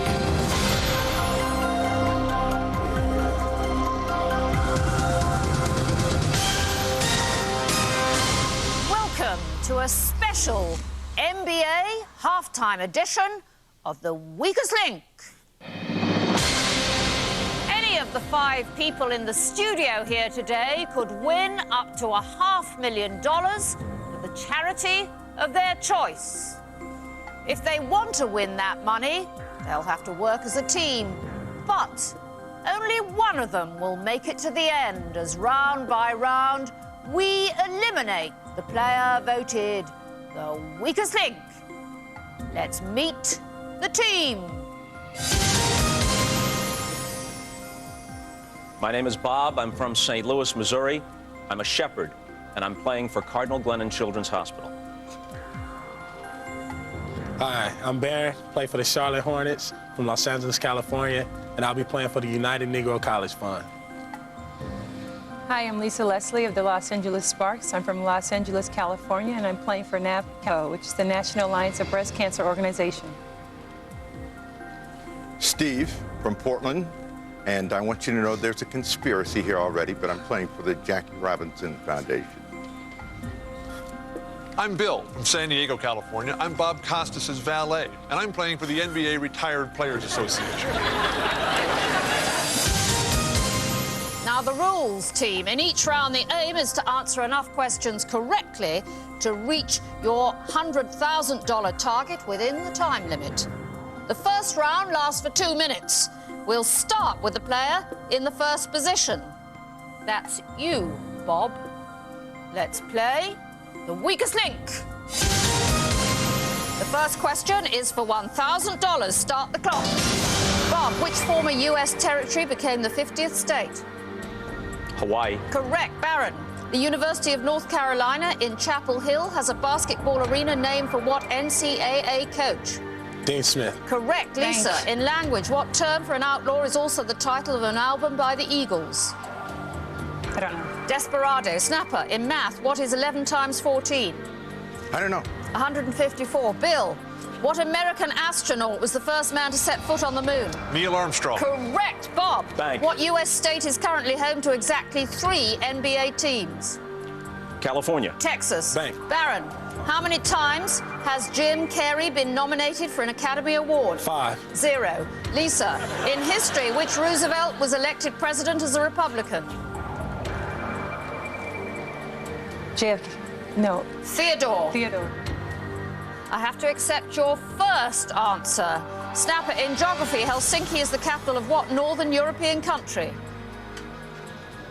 Sweden. Finland. Bill, which Toronto Raptor and slam dunk champ did Shaquille O'Neal describe as half man, half amazing? Vince Carter. Correct. Bob, in television, what NBC late-night talk show host was formerly a writer on The Simpsons? Conan O'Brien. Correct. Baron, in literature, which writer of Roots co-authored the autobiography of Malcolm X? Oh, man. Who knows? No, not oh, ma'am. Alex Haley. Lisa, in chemistry, what B is the alloy made up of 2/3 copper and 1/3 zinc? I don't know. Brass. Snapper. The NBA's Jazz moved in 1979 after playing for 5 seasons in what city? New Orleans. Correct. Bill, in US currency, which president is pictured on the $20 bill? Jefferson. No, Andrew Jackson. Bob, time is up. And out of a possible $100,000, you banked a pathetic, embarrassing $11,000.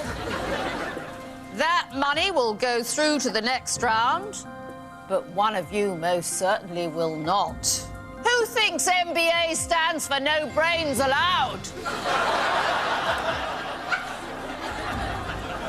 It's time to vote on the weakest link.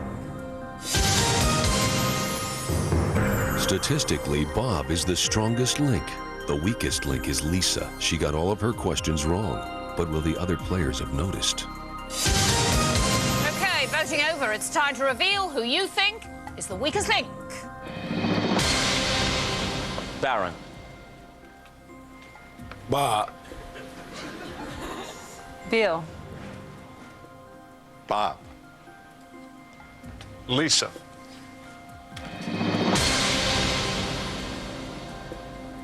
Snapper. Yes. Don't like Bob?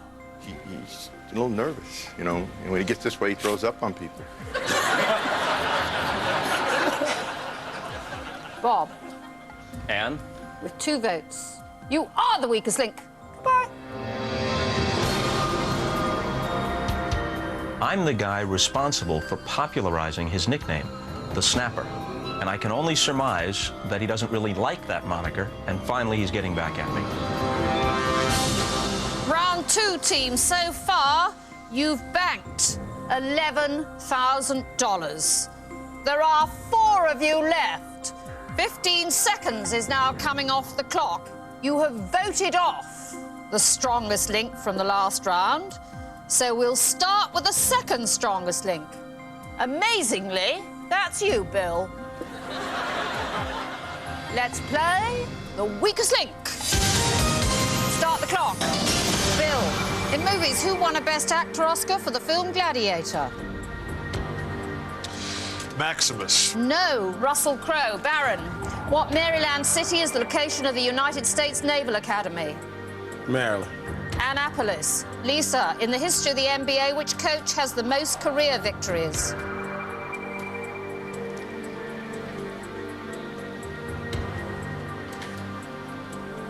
His name is...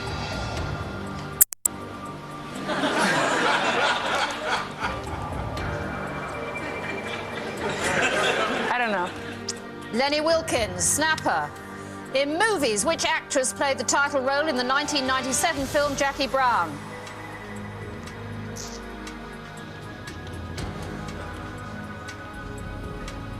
Pam Grier.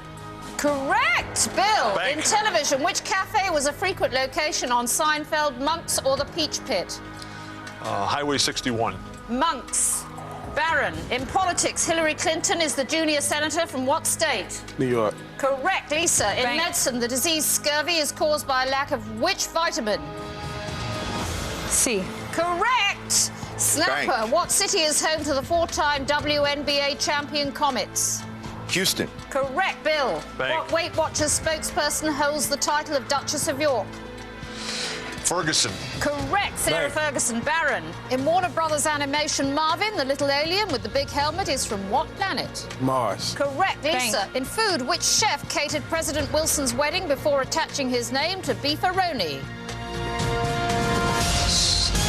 I don't know.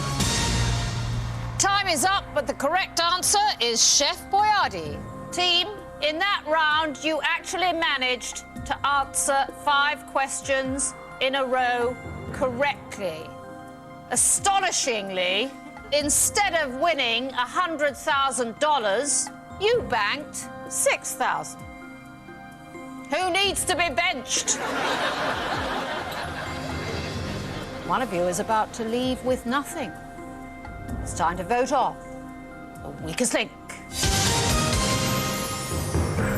The strongest link in this round is Snapper. He got all of his questions right. Bill is the weakest link statistically, but will the votes follow the facts?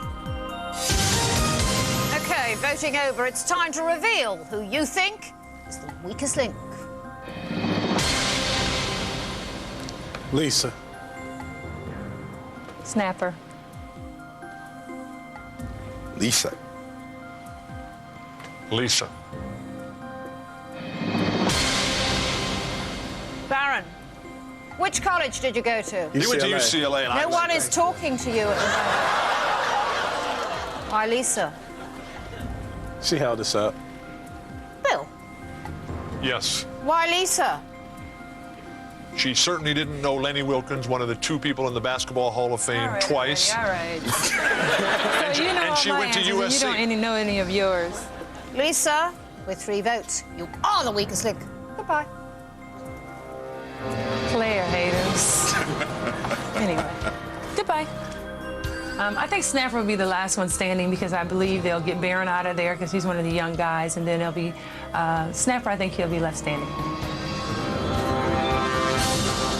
3 players remain, but only one of them can win. Find out who when we return Sunday night here on NBA Halftime. Weakest link.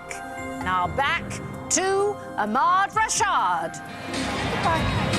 If you are into conspiracy theories, how about this one? Snapper Jones voted Bob Costas off the show. Snapper Jones is not here with us tonight. Coincidence? Well, actually it is. Snapper is attending his daughter's graduation, so he couldn't be here tonight. Just wanted to clear that up. Coming up next, it's the second half of Game 2. The Lakers are leading the Sixers by 2. Thanks for joining us on Net Zero at the half. This has been Net Zero at the half. Net Zero, defenders of the free world. Introducing Net Zero Platinum, the ultimate internet. Visit www.netzero.net today. This summer, looking for something new and different? It's on NBC. Fear Factor. 6 real people, 3 terrifying challenges. They're fighting me. Spy TV, where revenge is outrageous. You've never seen hidden cameras do this. The Downer Channel.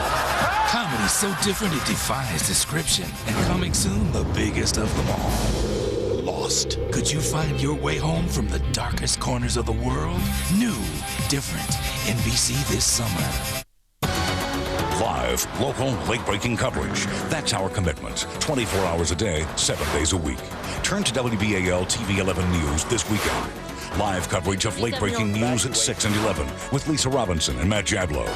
Your local 11 Insta-weather forecast with meteorologist John Collins. And local sports with Chris Ely. Live, local, late-breaking coverage. Weekend nights and every night. Only on WBAL TV 11 News. Have you been waiting for just the right time to buy a new car or truck? Believe me, that time is now, and the place is Jerry. Fact 1, GM special incentives and special financing can save you thousands. Fact 2, Jerry's has over 1,000 new and used cars and trucks that must be sold now. Fact 3, all managers have been instructed not to let anything get in the way of the deal, not price, not trade allowance, and not financing. And fact 4 is, for the best deal anywhere, you just gotta come to Jerry.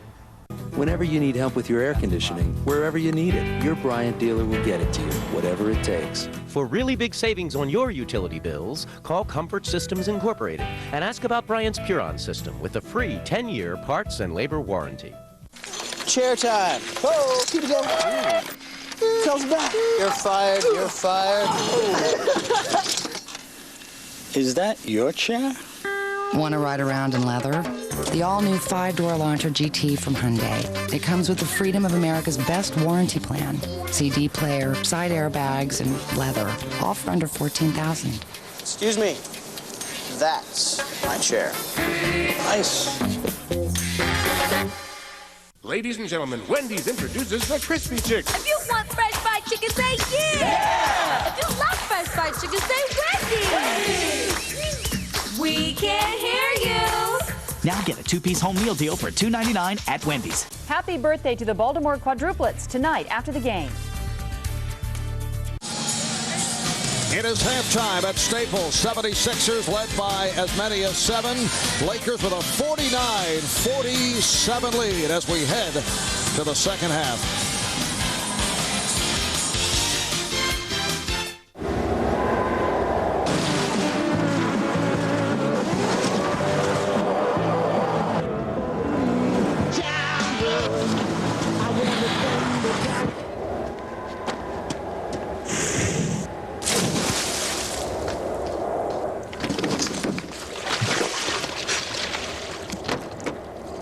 Tough enough to drive a Tacoma? Join the club.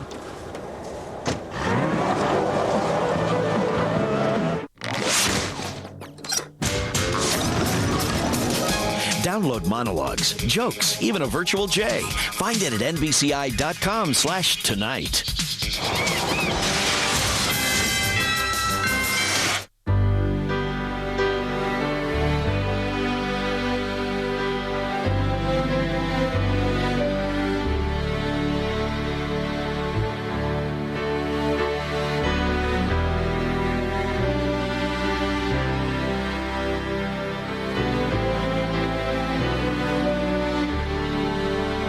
Space.com. Something amazing every day.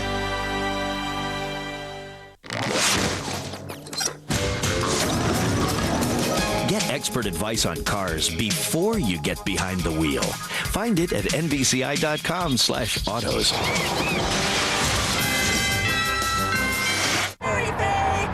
Louisiana, see my Louisiana, sing Polly Doodle all day. Oh, grasshopper sitting on a railroad track, sing Polly Doodle all day.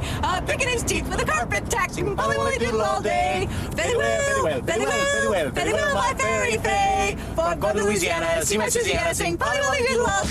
Now, Sprite.com makes it easier to buy just about anything you want. Under every cap is a free Sprite or Rocket Cash. Online money you can use through Sprite.com. Drink Sprite, get Rocket Cash. Buy what you want. Do the 76ers have the answer to stop a team on the brink of a dynasty? Watch the NBA at the Finals, backstage with Ahmad Rashad, Sunday on NBC. The U.S. Open begins Thursday at 3 Eastern, featuring Woods, Duval, Couples, Elves, Price, and more. The U.S. Open on NBC. Welcome back to Los Angeles, California. Marv Albert, Doug Collins, Jim Gray, Lewis Johnson. As we head to the second half, the Lakers with a 49-47 lead on the 76ers. Philadelphia 41% from the field in that first half. And the Lakers had 45% on 21 for 47. Doug, I think Bob Costas is still sulking from his appearance on the weekend. I can only imagine what he was like walking off that stage. The thing about Bob is, you know, he did not take it personally. Allen Iverson working on Derek Fisher as this third quarter gets underway. Iverson, yes. 13 points now for Iverson, shooting just 6 for 16. But he is a guy who can erupt at any time. I think the key there is he attempted no free throws in that first half, so the Lakers did not foul him on any of the tough shots that he took. Nice pass from Shaq. Grant blows the way. Horace Grant has been struggling. Horace just 1 for 6 from the field. The game tied at 49. Oh, Fisher with an aggressive play, but knocked it out of bounds.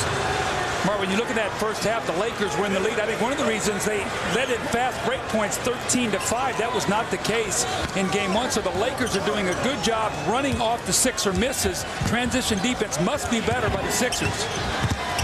Iverson. Mutombo. And the foul is called. What a move by Iverson off the double team to set it up for Mutombo, and O'Neal commits his first. Well, it's almost like you think you've got him blocked off, but there's no place for him to go, and he sort of slinks along that baseline, gets into traffic, and finds the wide-open Dikembe Mutombo. Now, Mutombo got to the line in that first half, Mark, 4 times. The rest of the team only twice. That is a real key stat. When the 76ers make 20-plus free throws, they are tough to beat. They made 23 in game one. Now let's check in with Lewis Johnson. Lewis? Well, Marv, another injury report concerning the Philadelphia 76ers, and it concerns Mutombo, who sometime in the first half suffered a gash, a cut in his tongue. Now, I'm told that the trainers tried to give him stitches in the locker room at the halftime, but he refused, so he'll have the stitches put in after the game. Marv? Horace Grant ties it at 51. And Dikembe playing with that broken left pinky, the injury sustained in the series against the Raptors. Iverson and McKee in the backcourt. Mutombo up front with Jones and Hill. Iverson for 3.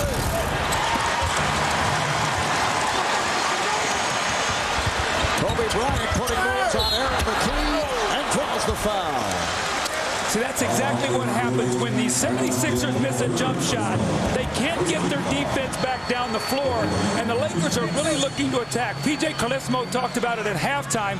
When the 76ers are scoring, they can get their defense set. When they're not shooting the ball well, the Lakers are attacking them. 13 fast break points in the first half, and you see it once again right here in the third period, looking to get out on that break. Point number 17 for Kobe Bryant. Let's go over to Jim Gray. Jim? All right, thanks, Marv. During halftime, Phil Jackson told his team, I want to stay positive, guys. About the only thing I can say is we won both quarters by 1 point. Slow down. Don't be so frenetic. I asked Rick Fox about it. He said part of the reason we're so frenetic is we haven't had to win a game in a must-win situation since last year's finals against Indiana. That's part of the problem. Marv? Well, they are certainly in a desperate scenario right here. This is a Laker team that had won 19 in a row, the last 8 of the regular season, then 11 of 11, first 3 rounds of the playoffs.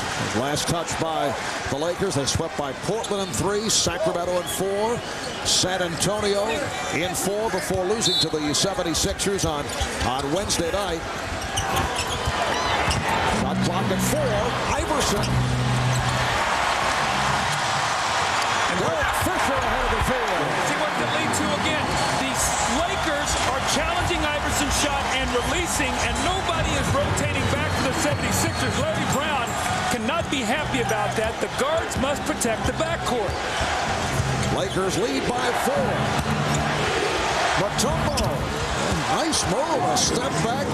Baseline jumper by Dikembe Mutombo. Well, you know, just to follow up on the thought there by Rick Fox, when he talked about the sense of urgency here and the pressure on the Lakers, the longer the Sixers stick around, the more pressure goes on the Lakers to win this game. They have to win this game. O'Neal rebounded by Hill.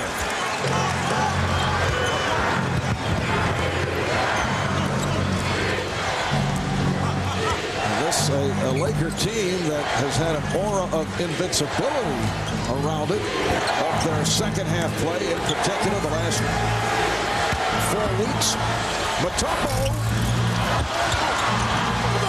And it's deflected out by Tyrone Hill. Prior to the defeat here in game 1, the last loss by the Lakers was back on the 1st of April, losing to the Knicks here in L.A. They have that long layoff. O'Neal. And the Lakers now lead by 4. Just before game 1, they had not played since May the 27th, and Phil Jackson said he was very concerned about the rust factor, and no question the layoff did hurt the Lakers in game 1, and the Sixers with a magnificent performance. Foul is called on Fisher. That's 2 on Derek Fisher.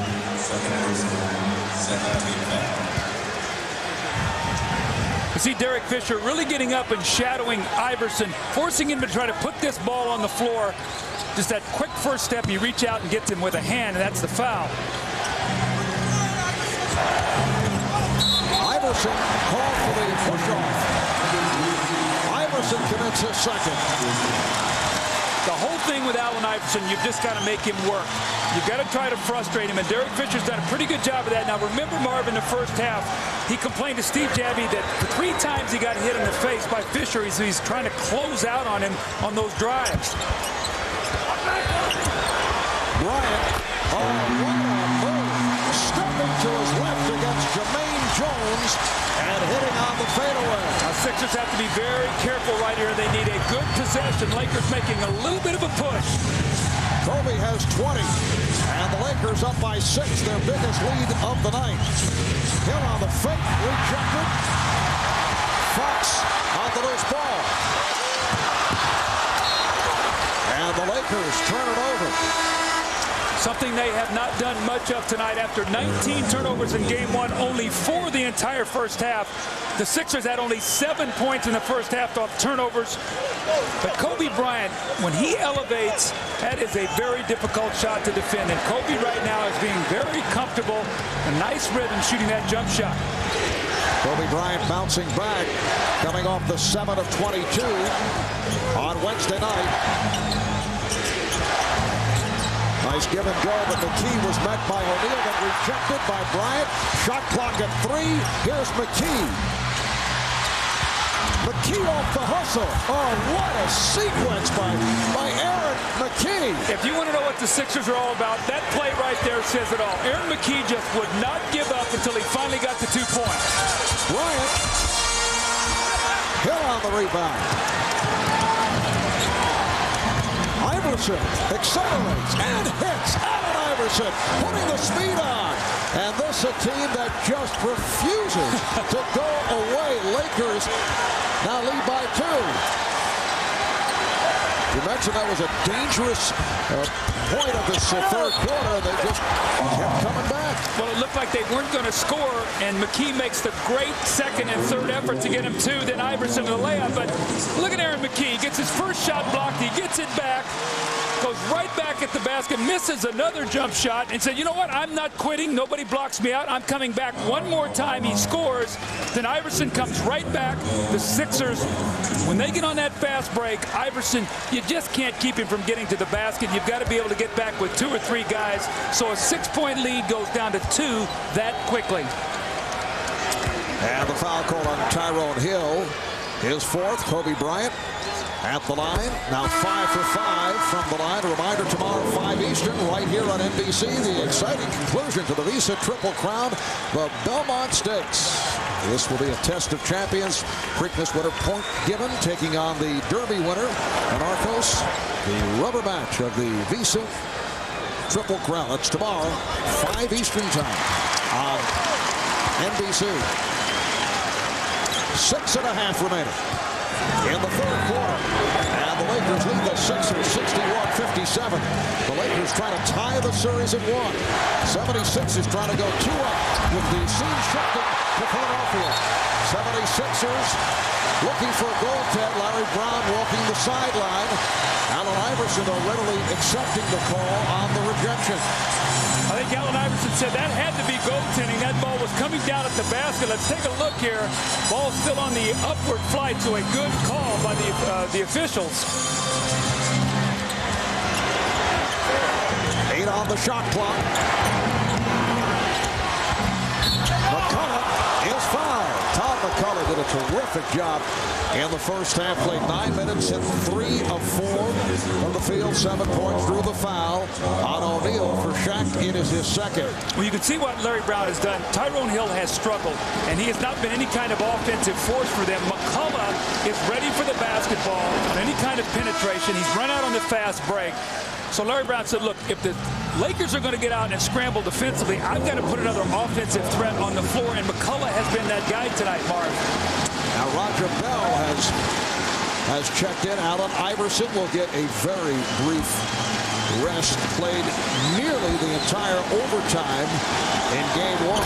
Just 3 seconds short of the full 53 minutes. And this is the first time that he has sat this evening. Foul is called on Bell. Roger Bell is the rookie from Florida International. Also played a couple of years at Boston University. Signed originally to a 10-day contract back in early April.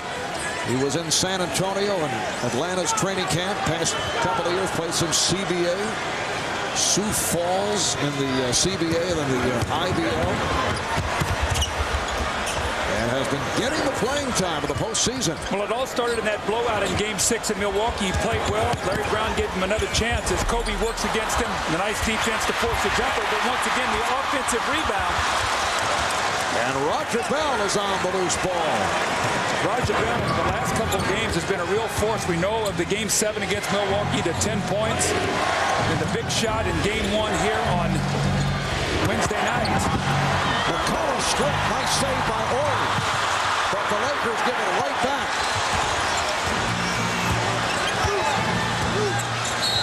Timeout is called by Larry Brown with 5.5 to go. In the third, it's the Lakers 61, the Sixers 59. Larry Bird. Follows his own shot. Oh, what a play. I ain't got time for next best, for the second guess, for giving less, 'cause that ain't me. And I ain't got time for the shortcuts and giving up, 'cause it's just too tough. I got time. If you're a friend of mine, let's keep it real. We can start right here. I got time.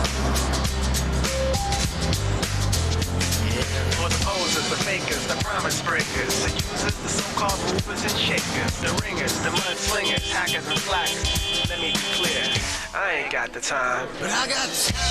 I got time. If you're a friend of mine, let's keep it real. It starts right here. I got the time.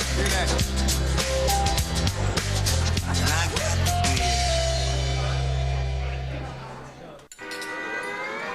Cup of coffee, please, and a straw. Thanks. He walked right by me. Hey, what's this? The Toyota Tundra has turned its share of heads, so it's not surprising that when J.D. Power and Associates asked truck owners what they thought, Tundra was voted most appealing full-size pickup. Look at you. You keep eating those donuts, you're gonna be a full-size pickup. The Toyota Tundra, better from the ground up. Next stop, Chunkyville, population U. On June 15th, a mystery buried in time It's an ancient clock. It's running backwards, counting down to something. will lead to the far corners of the earth. It gives its possessor the power of the light. And unlock the biggest adventure of the summer. Angelina Jolie is Lara Croft. Tomb Raider, rated PG-13, starts Friday, June 15th. The NBA on NBC is brought to you by the Toyota Tundra, better from the ground up. By Miller Lite, grab a Miller Lite, it's Miller time. By Paramount Pictures' new film, Tomb Raider, starts June 15th everywhere, rated PG-13.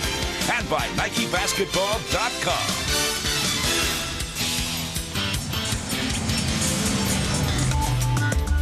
It started off rocky. We had to get to know each other. We had to find out, what we were about, get inside each other's head and really get to understand each other and get to know each other as people instead of coach and player. I didn't have to change him. He changed himself. And he's got the respect of all of us. And he realized that, he needed to do things, and he's done it. That in itself is the nicest thing about being here, is to see how far he's come. Well, you can see just moments ago, Larry Brown took Allen Iverson, just calm him down just a little bit. Now, he doesn't like to keep him over there long. I think he felt like he was getting a little excited. Used to be Iverson would not sit down next to Larry Brown. He would go to the end of the bench, recognizing what Larry's trying to do for him now. Now he comes right back in the game. You see how much rest he got. 43 seconds. That's 40 more than he got the other night, Larry. Sixers with the ball, trailing by 2. Oh, Iverson got hit in the head with that flip pass. Draws the double, able to spin. Couldn't find anybody. Mutombo plays it. Dikembe Mutombo able to handle that pass from Allen Iverson, and the game is tied at 61. Mutombo now with 12 points. Nice play. Shaquille O'Neal out of the double team, finding the cutting Robert Horry. The Sixers do not do a good job of double teaming because they don't do it very often. With Mutombo, you don't have to, so the rotations are very poor. The power forward's getting a lot of layup opportunities from direct passes from Shaq. Phil Jackson telling us yesterday he was expecting more double teaming on the part of the Sixers. Shaq with another reject. Snow. McCullough.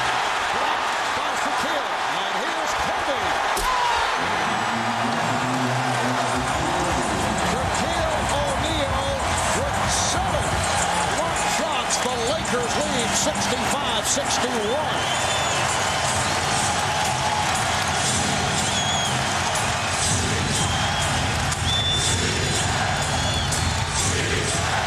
Of defense from this capacity crowd at Staples. McCullough challenges. McCullough with the rebound. This club keeps coming back. How about Todd McCullough? Now, he's got a couple shots blocked. He tries to post Shaq, goes up strong, and then gets the rebound and goes right back once again. Good effort. O'Neal is fouled. But Doug, there have been so many instances in this game where you think, hey, this will be a turning point, and the 76ers hang right in. Well, Shaq blocks his previous shot, and Kobe runs out, and he gets the fast break, something the Lakers have done very well tonight. And because I'm not going to give up on the play, come right back to me.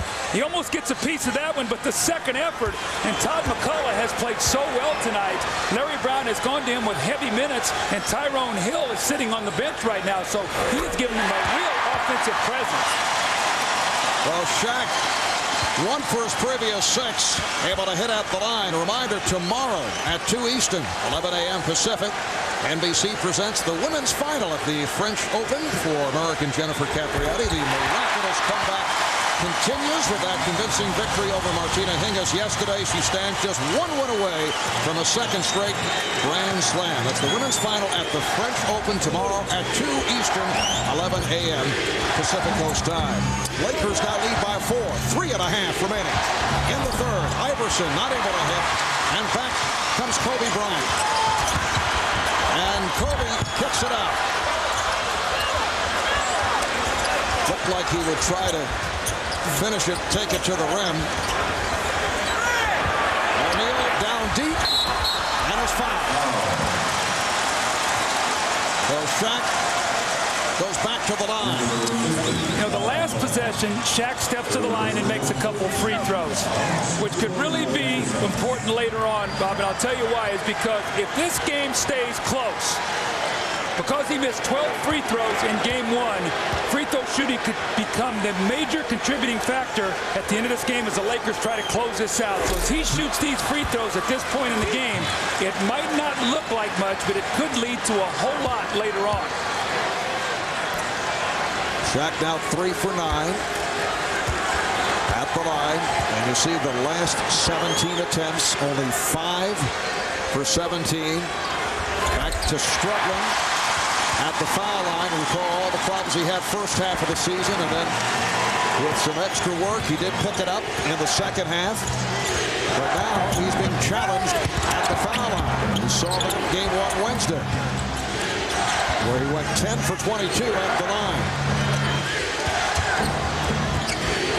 Mutombo. McCullough. McCullough spinning his way against Shaquille O'Neal. He's 5 for 7 from the field. He has 13 points. The Lakers up by 3. Snow playing Bryant very well. Horry. O'Neal. Nice adjustment by Robert Horry. That's a nice play because McCullough can't move his feet quickly enough, so rather than shoot the jumper, drive the ball to the basket. Mutombo comes over to help, and you drop it off to Shaq for the easy score. Lakers by 5 as we approach 2 minutes to go in the third. Shaq with his 8th blocked shot that ties an NBA Finals record. Here's Kobe, and the Lakers lead by 7. Their biggest lead of the night. Laker defense creating offense in this period. This is why they've been able to push it out a little bit, get a little bit of a lead. Shaq's shot blocking has led to fast break opportunities. 8 blocked shots, equaling the NBA Finals record, tying him with Patrick Ewing, Akeem Olajuwon, and a fellow by the name of Bill Walton. The key comes up short. Bryant able to short hop. Fisher for 3. Just cannot find the range from downtown. Coming off the electrifying three-point shooting against San Antonio. In fact, the Lakers 0 for 8 from the three-point line. Remember now, they were 27% in the first 2 rounds before San Antonio. But Todd McCullough on the offensive board, now he's had a lot of shots blocked, but he keeps coming back for more. A great little shot with the left hand. But Shaquille O'Neal will answer on the other end. The little penetrating drive by Robert Horry. The powerful finish. McCullough said, I'm coming one more time, Shaq. Shaq said that's 8 blocks. And it leads once again to the fast break of the little floater in the lane by Kobe Bryant. Great Laker defense. They lead by 7.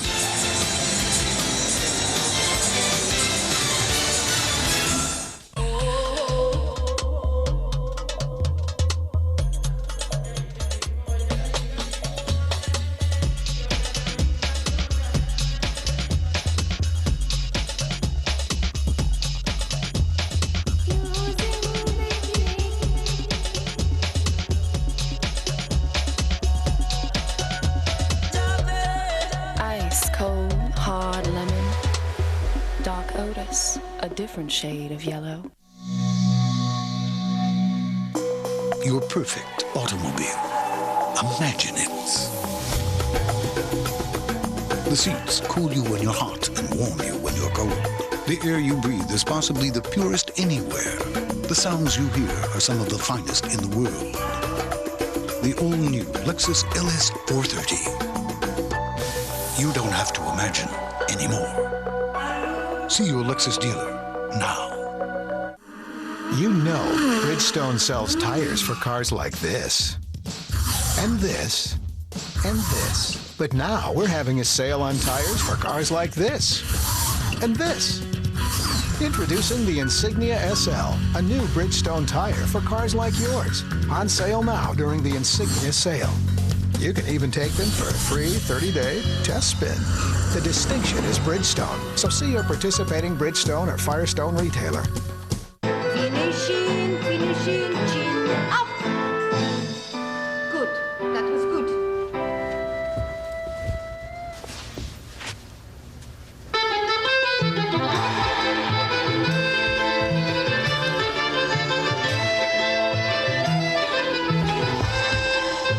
Just because you're good at one thing doesn't mean you're good at everything.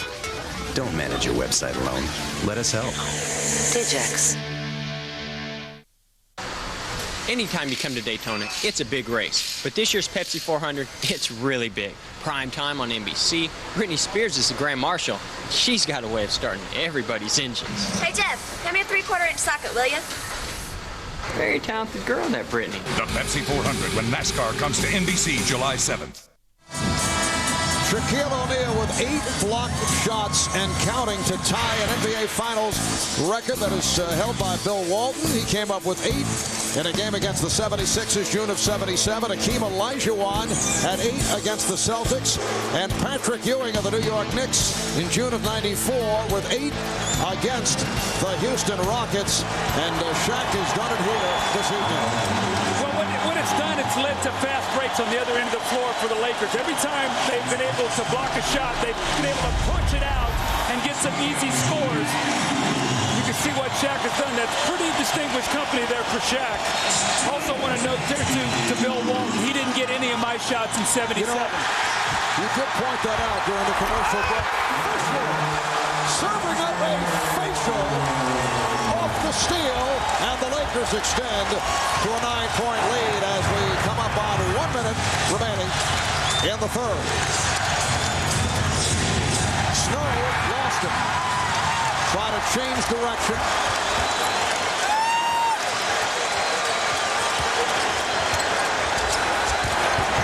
O'Neal for Fox from downtown. Shot on the rebound. Owen with the tip. Shot takes it away from McCullough. And McCullough going to tip it to Snow. Lakers get back. Snow. Oh, a sensational scoop by Eric Snow.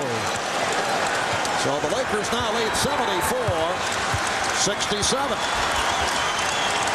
25 seconds remaining in the third. Here's the double. Fisher for three. Yes. And that has to feel very good for Derek Fisher and the Lakers, who have missed their previous 9 from downtown. The Lakers have a foul to give here. We'll see if Iverson penetrates, if they take it, as this clock winds down. Final seconds. Phil Jackson is trying to pass that information on to Derek Fisher as Iverson's shot goes astray. And that's the end of the third quarter. And a technical foul has been called on Allen Iverson, who's being restrained by his teammates. Well, it's been defense, defense, defense by the Lakers. They force turnovers, they block shots, they force difficult shots. And Derek Fisher, out of a timeout, gets a steal, and the breakaway dunk. He has struggled, finally gets one to go. And then step behind that three-point line. Remember, this is a guy who is 15 of 20 against San Antonio. That layup gets him going. He knocks in the three. The Lakers have finally got a cushion. They lead by 10.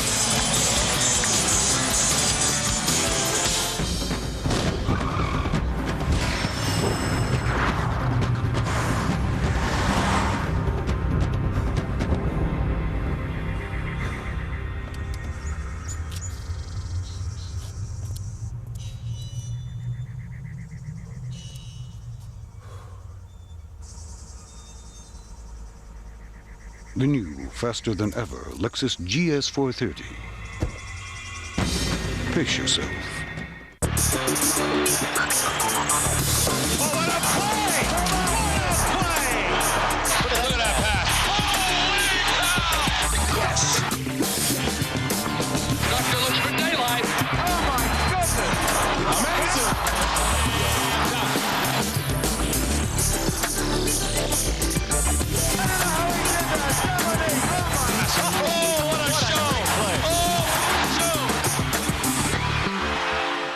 Chase All New with Alicia Silverstone and Wrestling's Mick Foley. NBC tonight. There are lots of ways to equip a car. And right now, when you buy a new 2001 Chevy Cavalier, we'll give you $2,500 cash back. So you can equip your Cavalier any way you like. Bonus. The $2,500 Chevy Cavalier bonus. See your Chevy dealer today for residency and other restrictions. But hurry, the $2,500 Chevy Cavalier bonus ends July 2nd.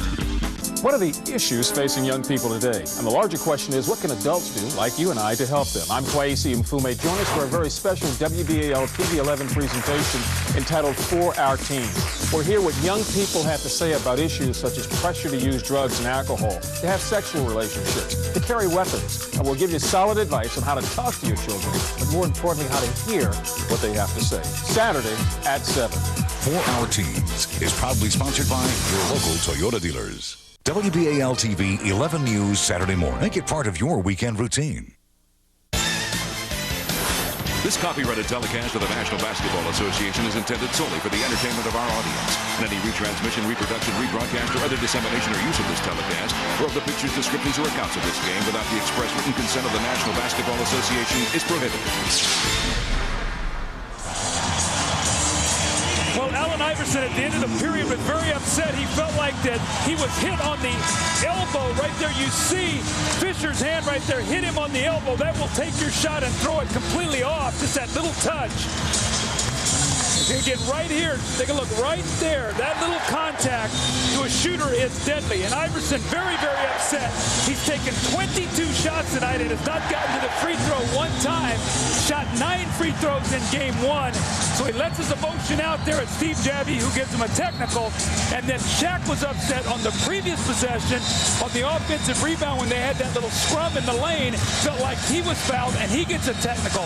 Offsetting technicals, no free throws will be shot. It'll be Laker basketball. But the important thing, if Iverson or Shaq get a technical foul, they will be ejected from the game. So they have to really be careful now.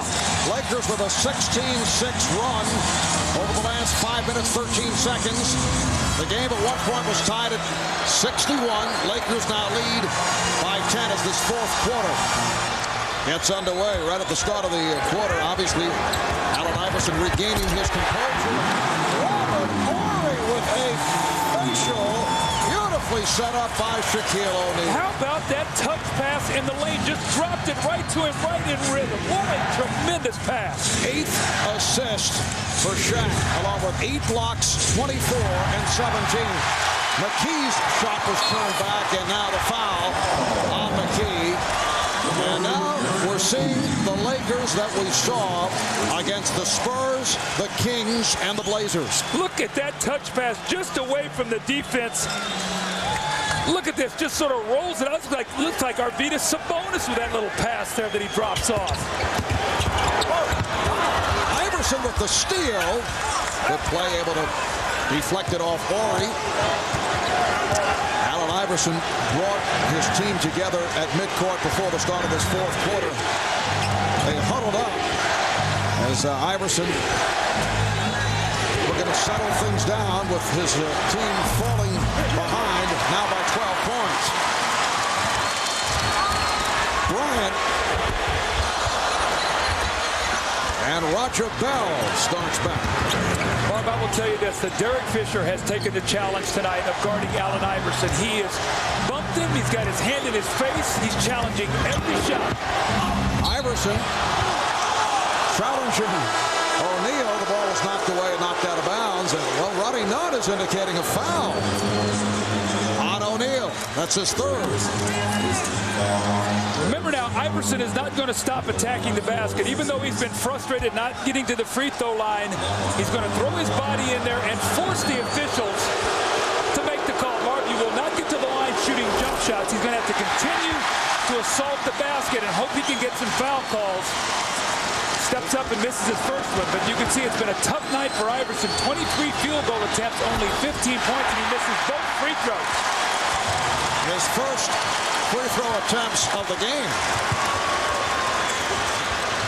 A minute and a half gone by in the fourth quarter. O'Neal pulling his way on Mutombo.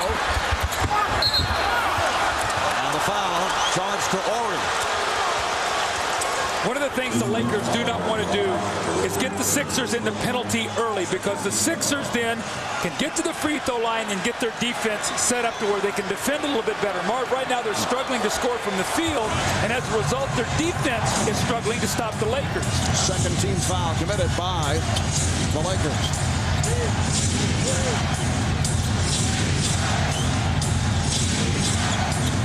Iverson eluding 2 Lakers. Now, how tall is he? 6 feet, 160 pounds? Listed at 6 foot. So the Lakers now lead by 10. Fox, Horry, and O'Neal up front. Bryant and Fisher at the guards. Iverson doing a nice job defensively on Bryant. O'Neal, Mutombo on the rebound. Bell pushing it. Bell takes all the way and is fouled. You know the Sixers are not going to go away, and Phil Jackson knows that, and so do the Lakers. And what they have to be able to do right now is get back and keep the Sixers off that foul line. The Sixers are going to try to run an attack on every possession. Foul committed by Fox. That's 4 on Rick Fox. Roger Bell to the line for the first time. Following the game on most of these NBC stations, it's your local news and then the Tonight Show with Jay Leno. And for those of you who would like to continue with the NBA Finals, we'll have a post-game special on CNBC immediately following the game. Our entire crew will recount the game with highlights, live press conference, interviews, and the guests as we take a look back at tonight's Game 2. That's CNBC right after our telecast concludes. Bryant for three. Yes.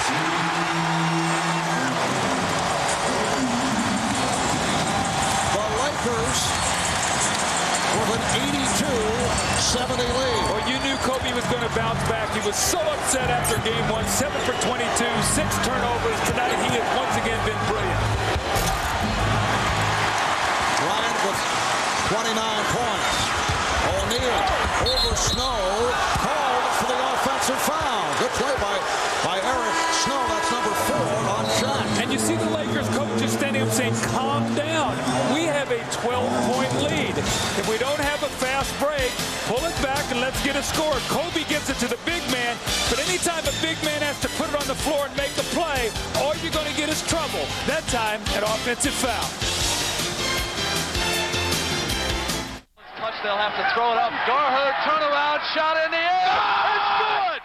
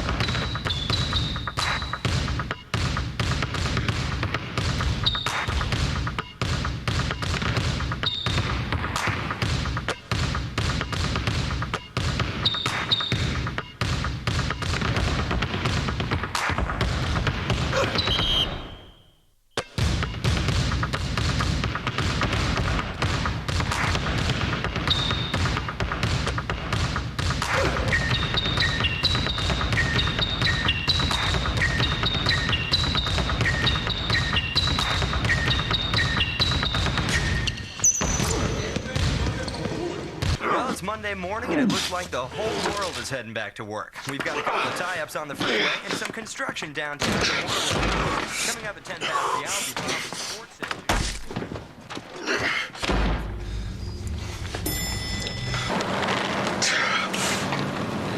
Come Monday, we all need a little coaxing.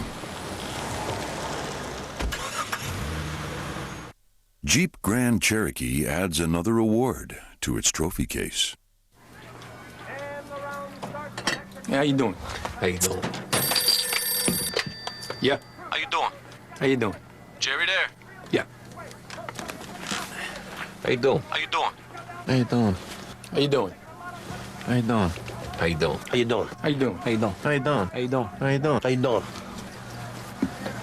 How you doing? How you doing? So what's going on? You don't want to know. The NBA on NBC is brought to you by Budweiser. With a crisp, clean, refreshing taste you'll find in no other beer. This Bud's for you. By Jeep Grand Cherokee with legendary off-road capability. By McDonald's, we'd love to see you smile. And by Gatorade Thirst Quencher. It's in the NBA. Is it in you? The Sixers are starting to dig themselves a big hole down by 12. Lakers taking command. Now take a look at the double team here. Too small, Iverson. So Shaq just sees right over the top, finds out who is going to be my open man as we scan it. Look at Kobe Bryant said, it's Fisher. Right there, he's the open guy. Shaq takes his time, looks right over the top of the double team, surveys the floor, and Fisher finally buries an open three. Shaquille O'Neal has been brilliant tonight on both ends of the floor. You see his points, rebounds, assists, blocks. He has been the dominant figure.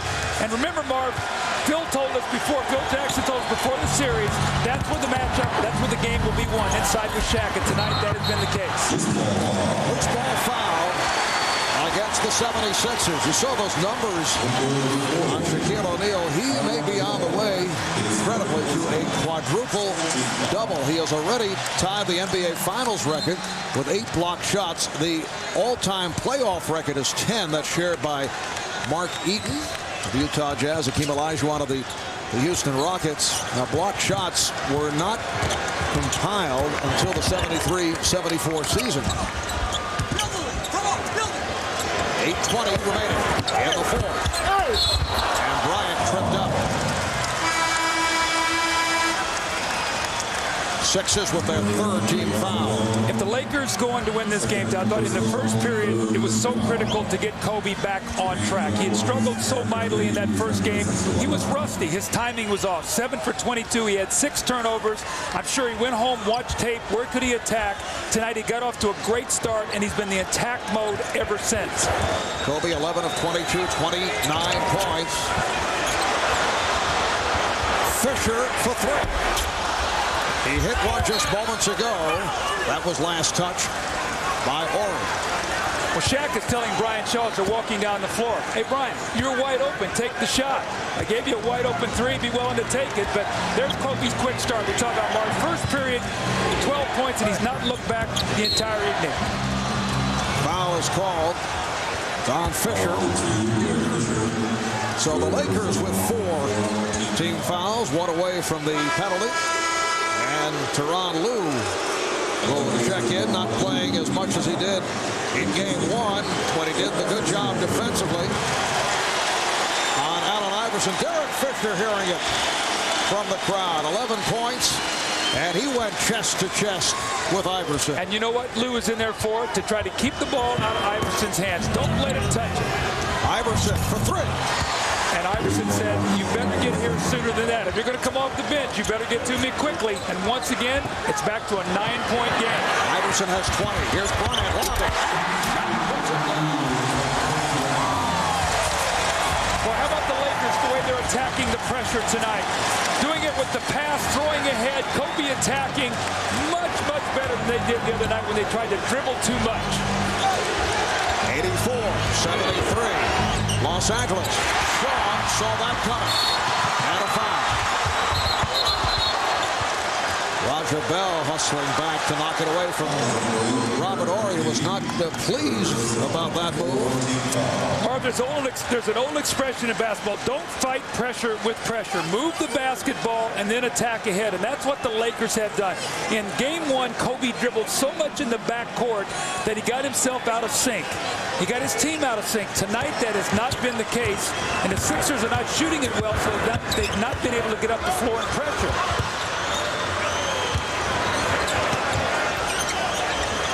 Bell defending on Bryant. Series of fakes and a foul on Bell. And a gorgeous display by Kobe Bryant. 76ers are over the foul limit. Mark, you go ahead and describe this. Twist, twist, go back. Raja Bell went for the second move. Kobe's on his 4th already, and he fades away. Look at this. Kobe got that little shake going, fades. And what you don't want to do if you're Raja Bell is just reach in and get that little touch foul. You get a guy shooting that kind of shot, he makes it, you got to run back and tap him and say, that's why you're all pro. I respect that. Kobe has 30. 7 of 7 at the line. And you hear the chant of Kobe from this crowd here at Staples.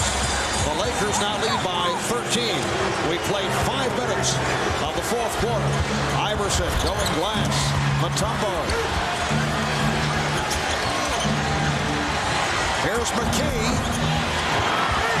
Mutombo reaching for that rebound. And lost it. Well, the Lakers are everywhere on defense, forcing turnovers. Now they've got to take the time. The clock is their ally. The play by McKee. And a foul call. It's on Shaq. And that is number 5.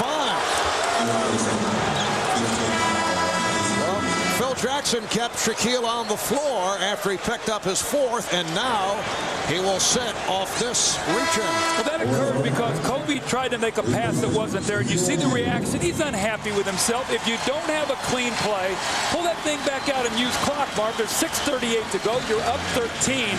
You don't need to take any chances right now. Both teams are over the limit.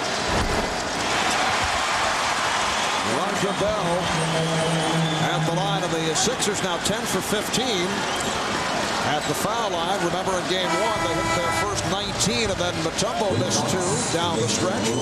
Rick Fox is back. Horace Grant has checked in, so he will be the center. With Fox, Grant, and Bryant up front.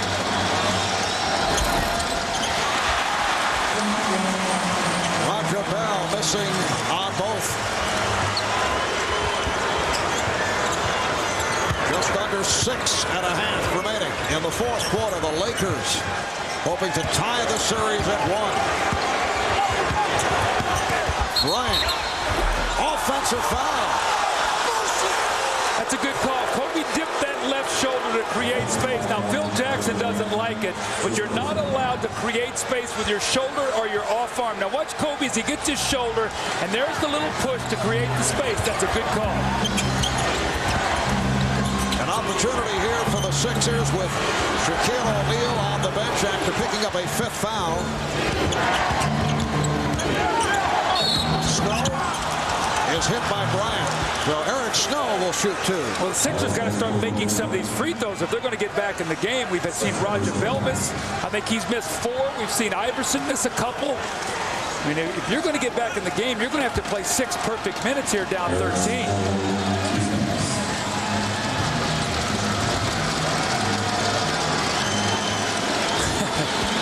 Brian Shaw admonishing Kobe there a little bit, telling him to keep his head. Don't try to get so aggressive where you start making careless plays. Kobe's made a turnover, an offensive foul, and a foul there, so he's just trying to calm him down.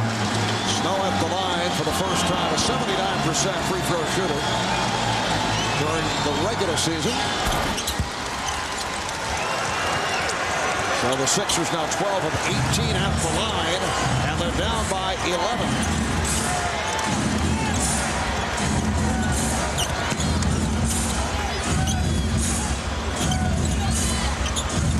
Fox, Ryan Shaw, on the turnover, back comes Bell. Roger Bell all the way, and a blocking foul on Bryant. Well, the Lakers are allowing the Sixers here to try to stay in this game with their own carelessness and their own turnovers. They've done a good job of taking care of the ball. They're turning it over now, and the Sixers getting to the line, stopping that clock, trying to get back into it.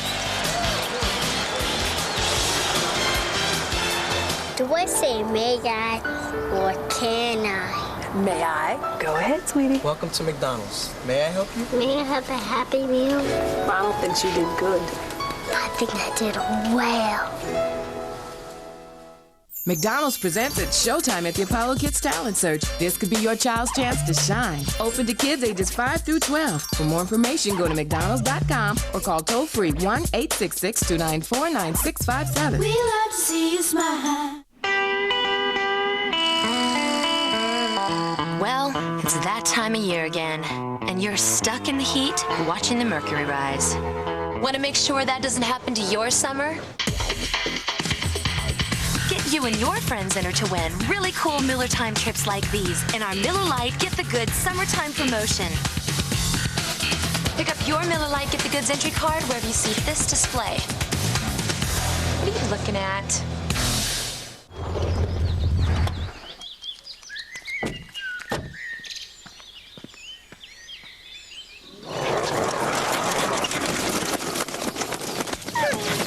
Even though Jeep Grand Cherokee is more refined and civilized than ever,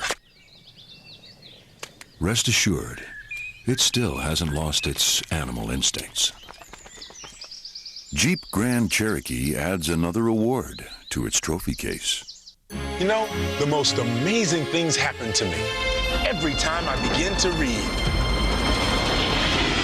I can fly among the moon and stars, or I can visit lands both near and far. I've always liked a good mystery,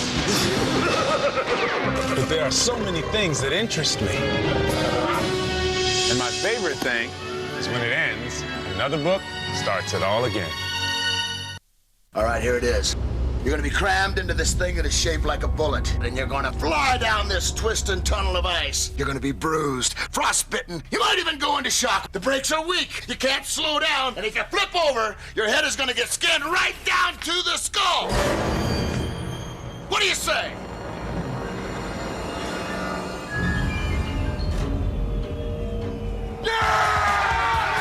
The Winter Olympics from Salt Lake City on the networks of NBC.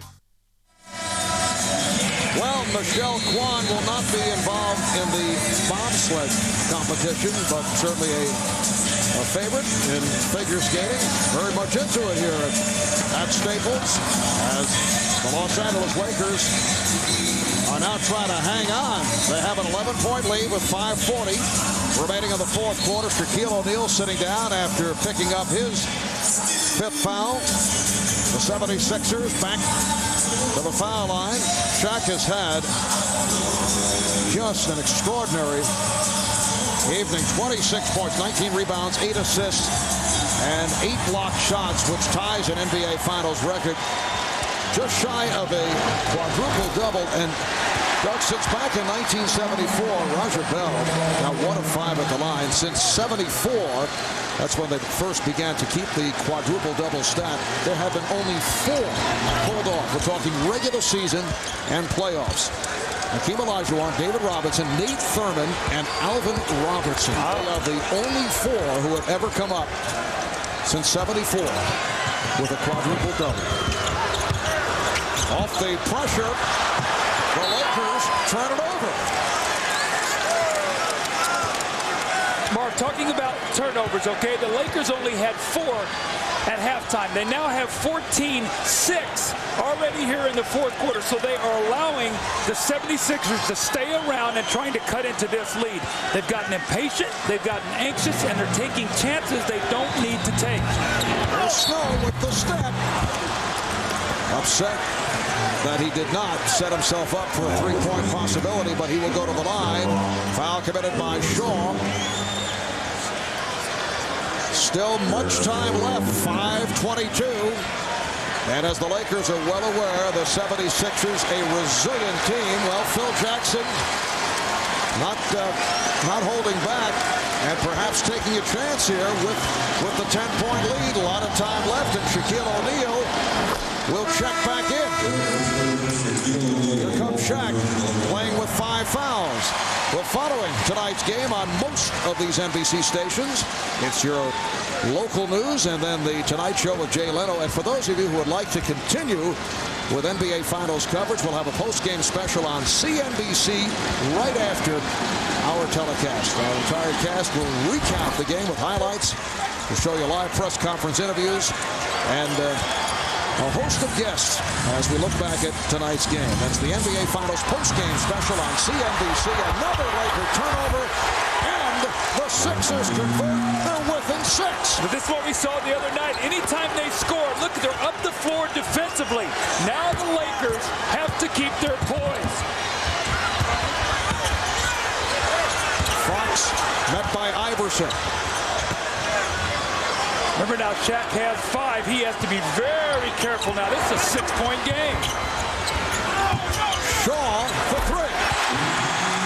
Brian Shaw continues to hit big shots. I looked over at Phil Jackson. You see a sigh of relief on him. He normally doesn't show much emotion, but that was a big shot. The Lakers up by 9. Mutombo try to foul out O'Neal. Snow with the rebound. And Eric Snow, once again, has been a major factor. That's 12 points for Snow. Now, will they start fouling Shaq if he catches the ball around the basket? Remember, he has really struggled, Mark. Will that become a factor here at the end of this game? Both teams are over the limit.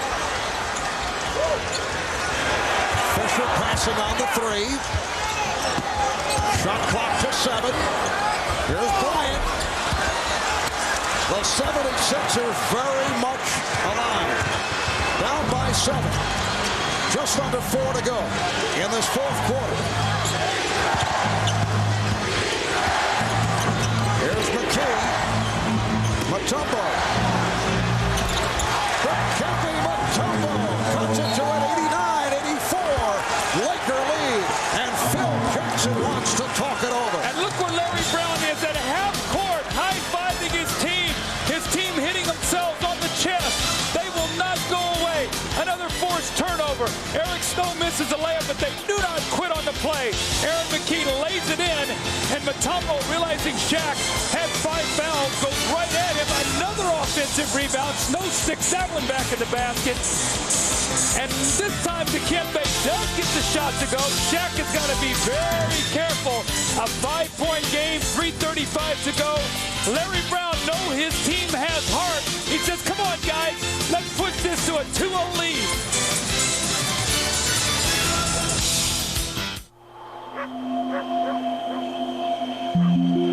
Over the years, we've gathered some of the brightest stars in insurance and investments, plus some of the brightest stars in securities brokerage and financial services. And we put them all together into one extraordinary company.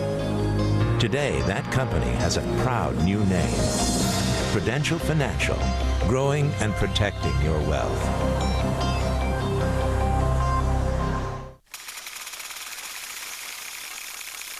$1 billion.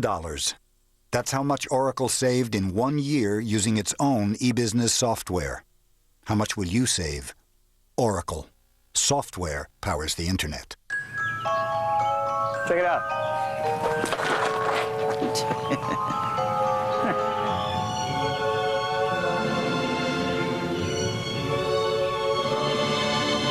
The next generation Chrysler Town & Country.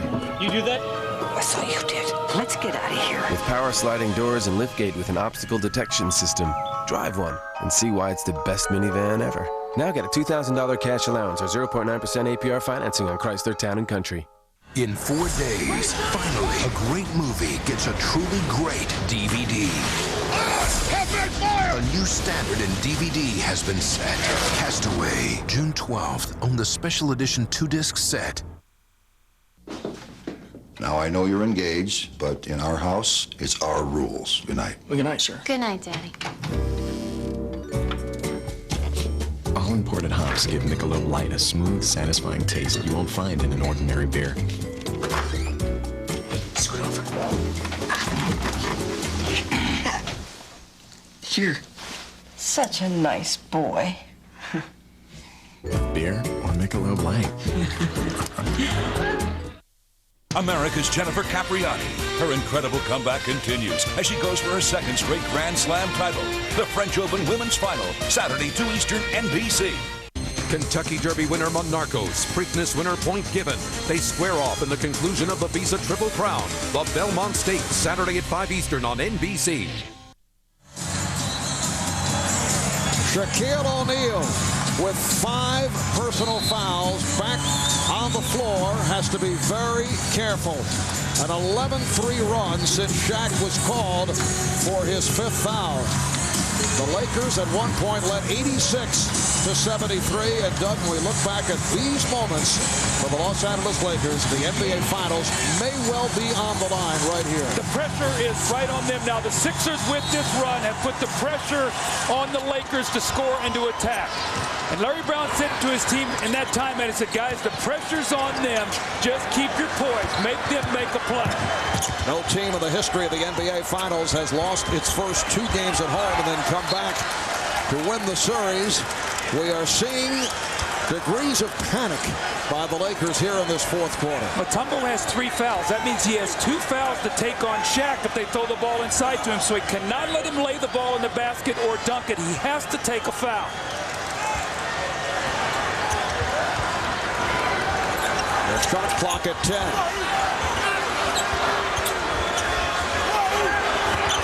Neal back for Shaw from downtown. McKee thought he was fouled. He was grabbed by Fox, but the Sixers with the ball. Trailing by 5. Iverson, his trip, and he'll head to the line. You see why it's important to get into penalty? The Lakers started fouling early in the quarter, and it's really hurt them. So what you do now is when you guard Iverson, he's going to throw himself in there, and he's going to create contact and get to that foul line. You've got to have fouls to waste at this stage of the game, and the Lakers have none. Iverson 0 for 2, though, at the line. He's been way off usually a solid free throw shooter, 81% during the regular season. He's really excited right now. He's got to calm himself down. He feels his team making a run. He's just got to take a deep breath, and that is not what happened. He's missed 4 free throws. Remember, Mutombo missed a couple the other night, so free throw shooting really started to take its toll. The steal, and then Bell lost it.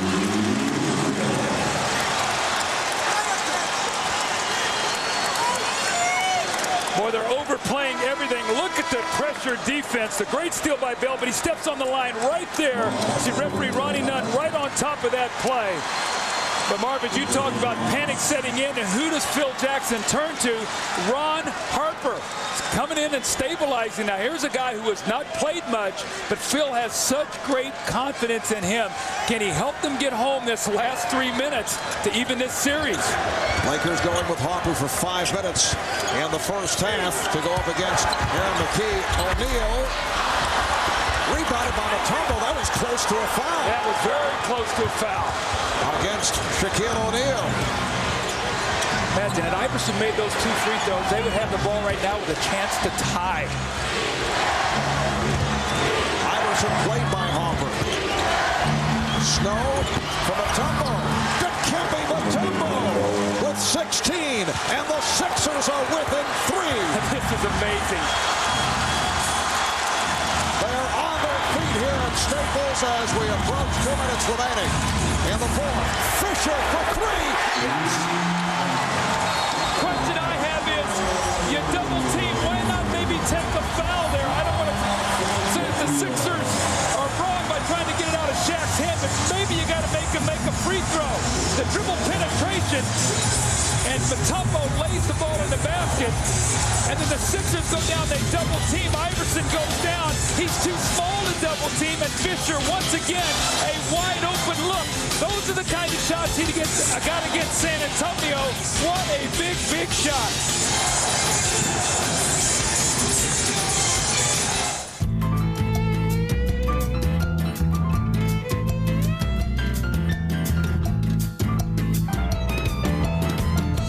It's always special when you bring your first one home. Chrysler Voyager. Re-engineered and redesigned with dual sliding doors and over 45 standard safety and security features. It's the most affordable minivan you can buy. Now get a $2,000 cash allowance or 0.9% APR financing on Chrysler Voyager. It's not where you come from. It's where you're going. It's not what you drive. It's what drives you. It's not what's on you. It's what's in you.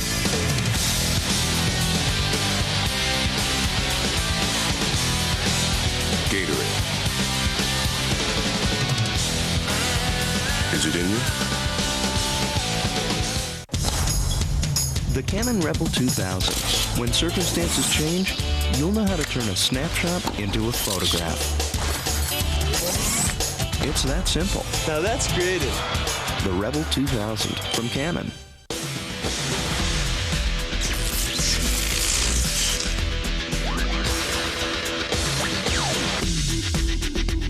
Introducing new Armor All Protectant Wipes. Armor All Shine and Protection now in a wipe. This company invested millions developing a sure thing. Unfortunately, it was not such a sure thing.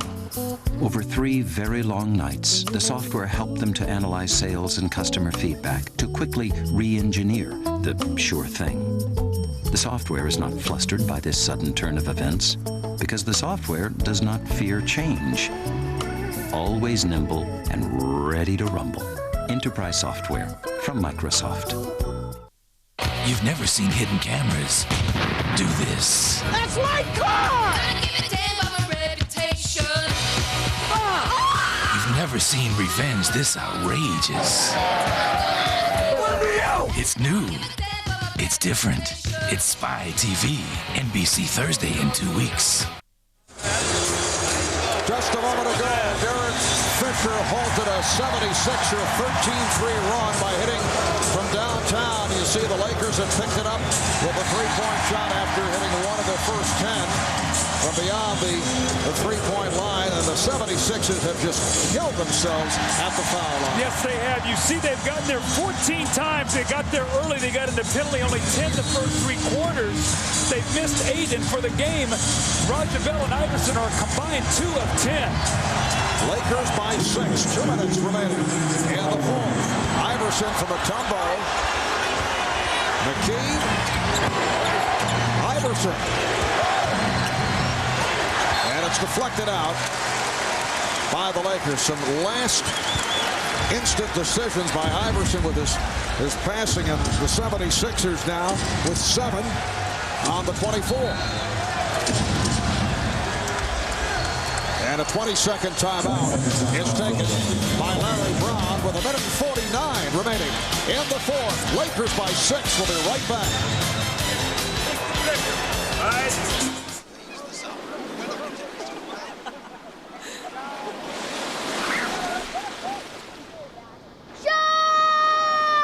There it is! I see it! Get it! Get the cocktail sauce! Crazy about seafood? Then try one of Red Lobster's favorite creations. Lobster, scallops, and shrimp. Broiled Maine lobster tail, jumbo sea scallops, and fried shrimp. Now with a complimentary shrimp cocktail. Hey! Say something for me! Red Lobster. Go overboard. The Los Angeles Lakers desperately try to tie the series at 1 as they head back to Philadelphia for Game 3 on Sunday night. Game 4 in Philadelphia next Wednesday night. 7 on the shot clock. Lakers have 1:20 remaining. Sixers 2 timeouts left. Here's Roger Bell. Eric Snow. Rebounded by Brian Shaw. Now, if Shaq touches the ball, you got to foul him. You got to put him on the line right now. Let's see if the Lakers even throw it to him right now.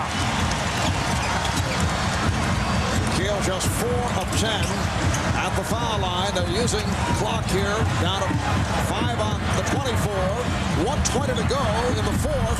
Harper with a big bucket. Now you see why Phil Jackson trusts him. He puts him in at the most critical stage. Kobe trusts him. His teammates trust him. That might be the basket to finish the Sixers off tonight. Iverson from downtown. They will not go away. 94-89 Lakers. Here's pressure by the 76ers. And again, the Lakers will try to hold for, well, a foul is given. Larry Brown looking to put the Lakers at the line to stop the clock. We're down to 1:03 remaining in the fourth. Kobe does a nice job out of the double team, finding Ron Harper, whose man had left, to double team, and he knocks in the little shot, and then Iverson comes right back. It looks like the Sixers have no chance to win the game, and he comes right back and buries a 3, so an 8-point lead goes right down to 5. And once again, the pressure goes to Ron Harper in that free throw line. Ron Harper has not spent much time at the foul line after coming back from that arthroscopic knee surgery during the regular season, a 71% free throw shooter. The Lakers up by 5 with 1:03 to go in the fourth, and Harper hits 1 out of 2. He has 5 points, 6-point Los Angeles lead. Matumbo out to help to set the pick. Iverson to the reverse. And Fisher in possession. 76ers must foul.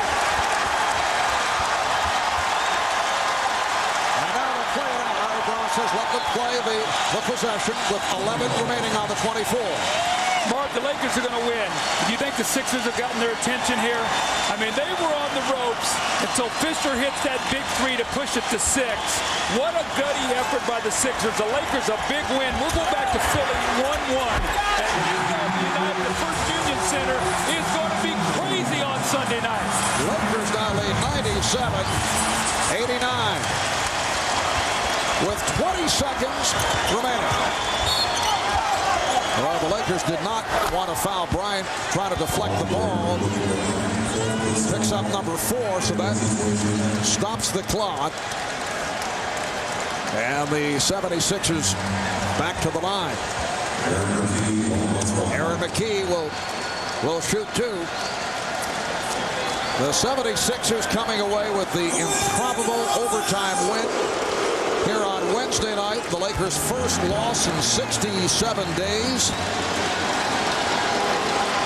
And they provided a handful here tonight for the Lakers. Well, they pushed him right to the brink, Marv. They had him getting very passive on offense. They turned the basketball. Look at Iverson and Kobe talking to each other right now.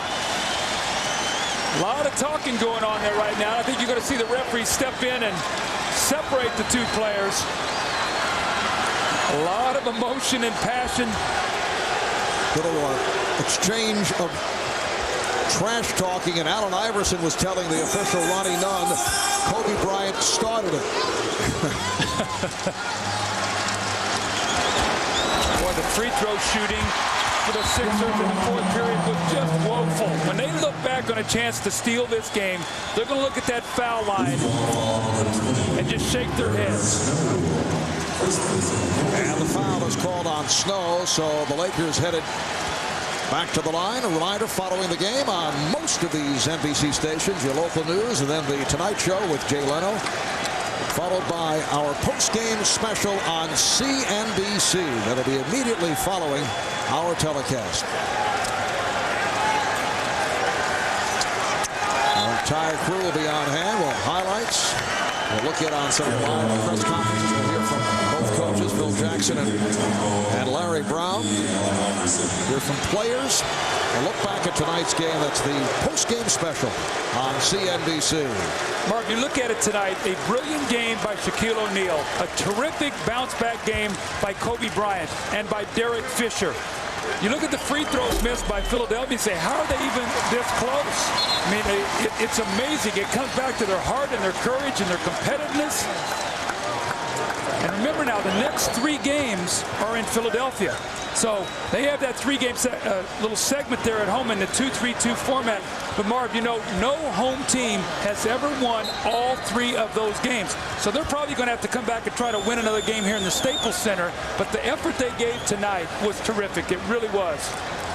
Once again, they just would not go away. Allen Iverson finished 10 of 29. Not one of his stronger performances, coming off the 48 points in game 1. 23 for Iverson. Shaq with 28 points, 19 rebounds, 8 block shots, 9 assists. Well, Kobe and Fisher, 45 points tonight, only 15 in game 1. 30-point differential there with those 2 guys. Shaq was brilliant. Great stretches of defense. We got a 1-1 series, Marv. I can't wait to get back to Philly. Kobe Bryant finishes with 31, but Larry Brown very satisfied. You can see just watch his reaction as he greets his players. Very happy with the performance with the 76ers. Hanging around, and they lose by the score of 98-89. So this series is even at 1, and it picks up in Philadelphia on Sunday night. Game 3 Sunday, game 4 in Philly next Wednesday night. Let's go over to Jim Gray. All right, thank you very much, Marv. Here with Kobe and Shaq. Kobe, let's start with you. What happened, first of all, with Allen Iverson right there at the end of the game? Oh, no, it's friendly conversation, that's all. 2 competitors talking. Didn't look too friendly. Boy, in the heat of the battle, nothing's friendly. Kobe, let me ask you, you guys built up the big lead, and the 76ers just would not go away. You said you liked the challenge, but did you get concerned down the stretch? No, you know, they kept on coming. But we got away from our execution. We didn't do the things that got us to that point, and we just had to regroup and execute our offense. Did your game the other night in game 1 fuel what you did tonight to bounce back? No, I wasn't thinking about game 1 at all. I just wanted to come back, play hard, you know, try to help my team in any way possible, and I was able to do some positive things tonight. Last thought, Kobe, what about going back to Philadelphia, your old home? I don't really care. You know, I just want to go down there and play and, you know, try to do what it takes to win the ball game.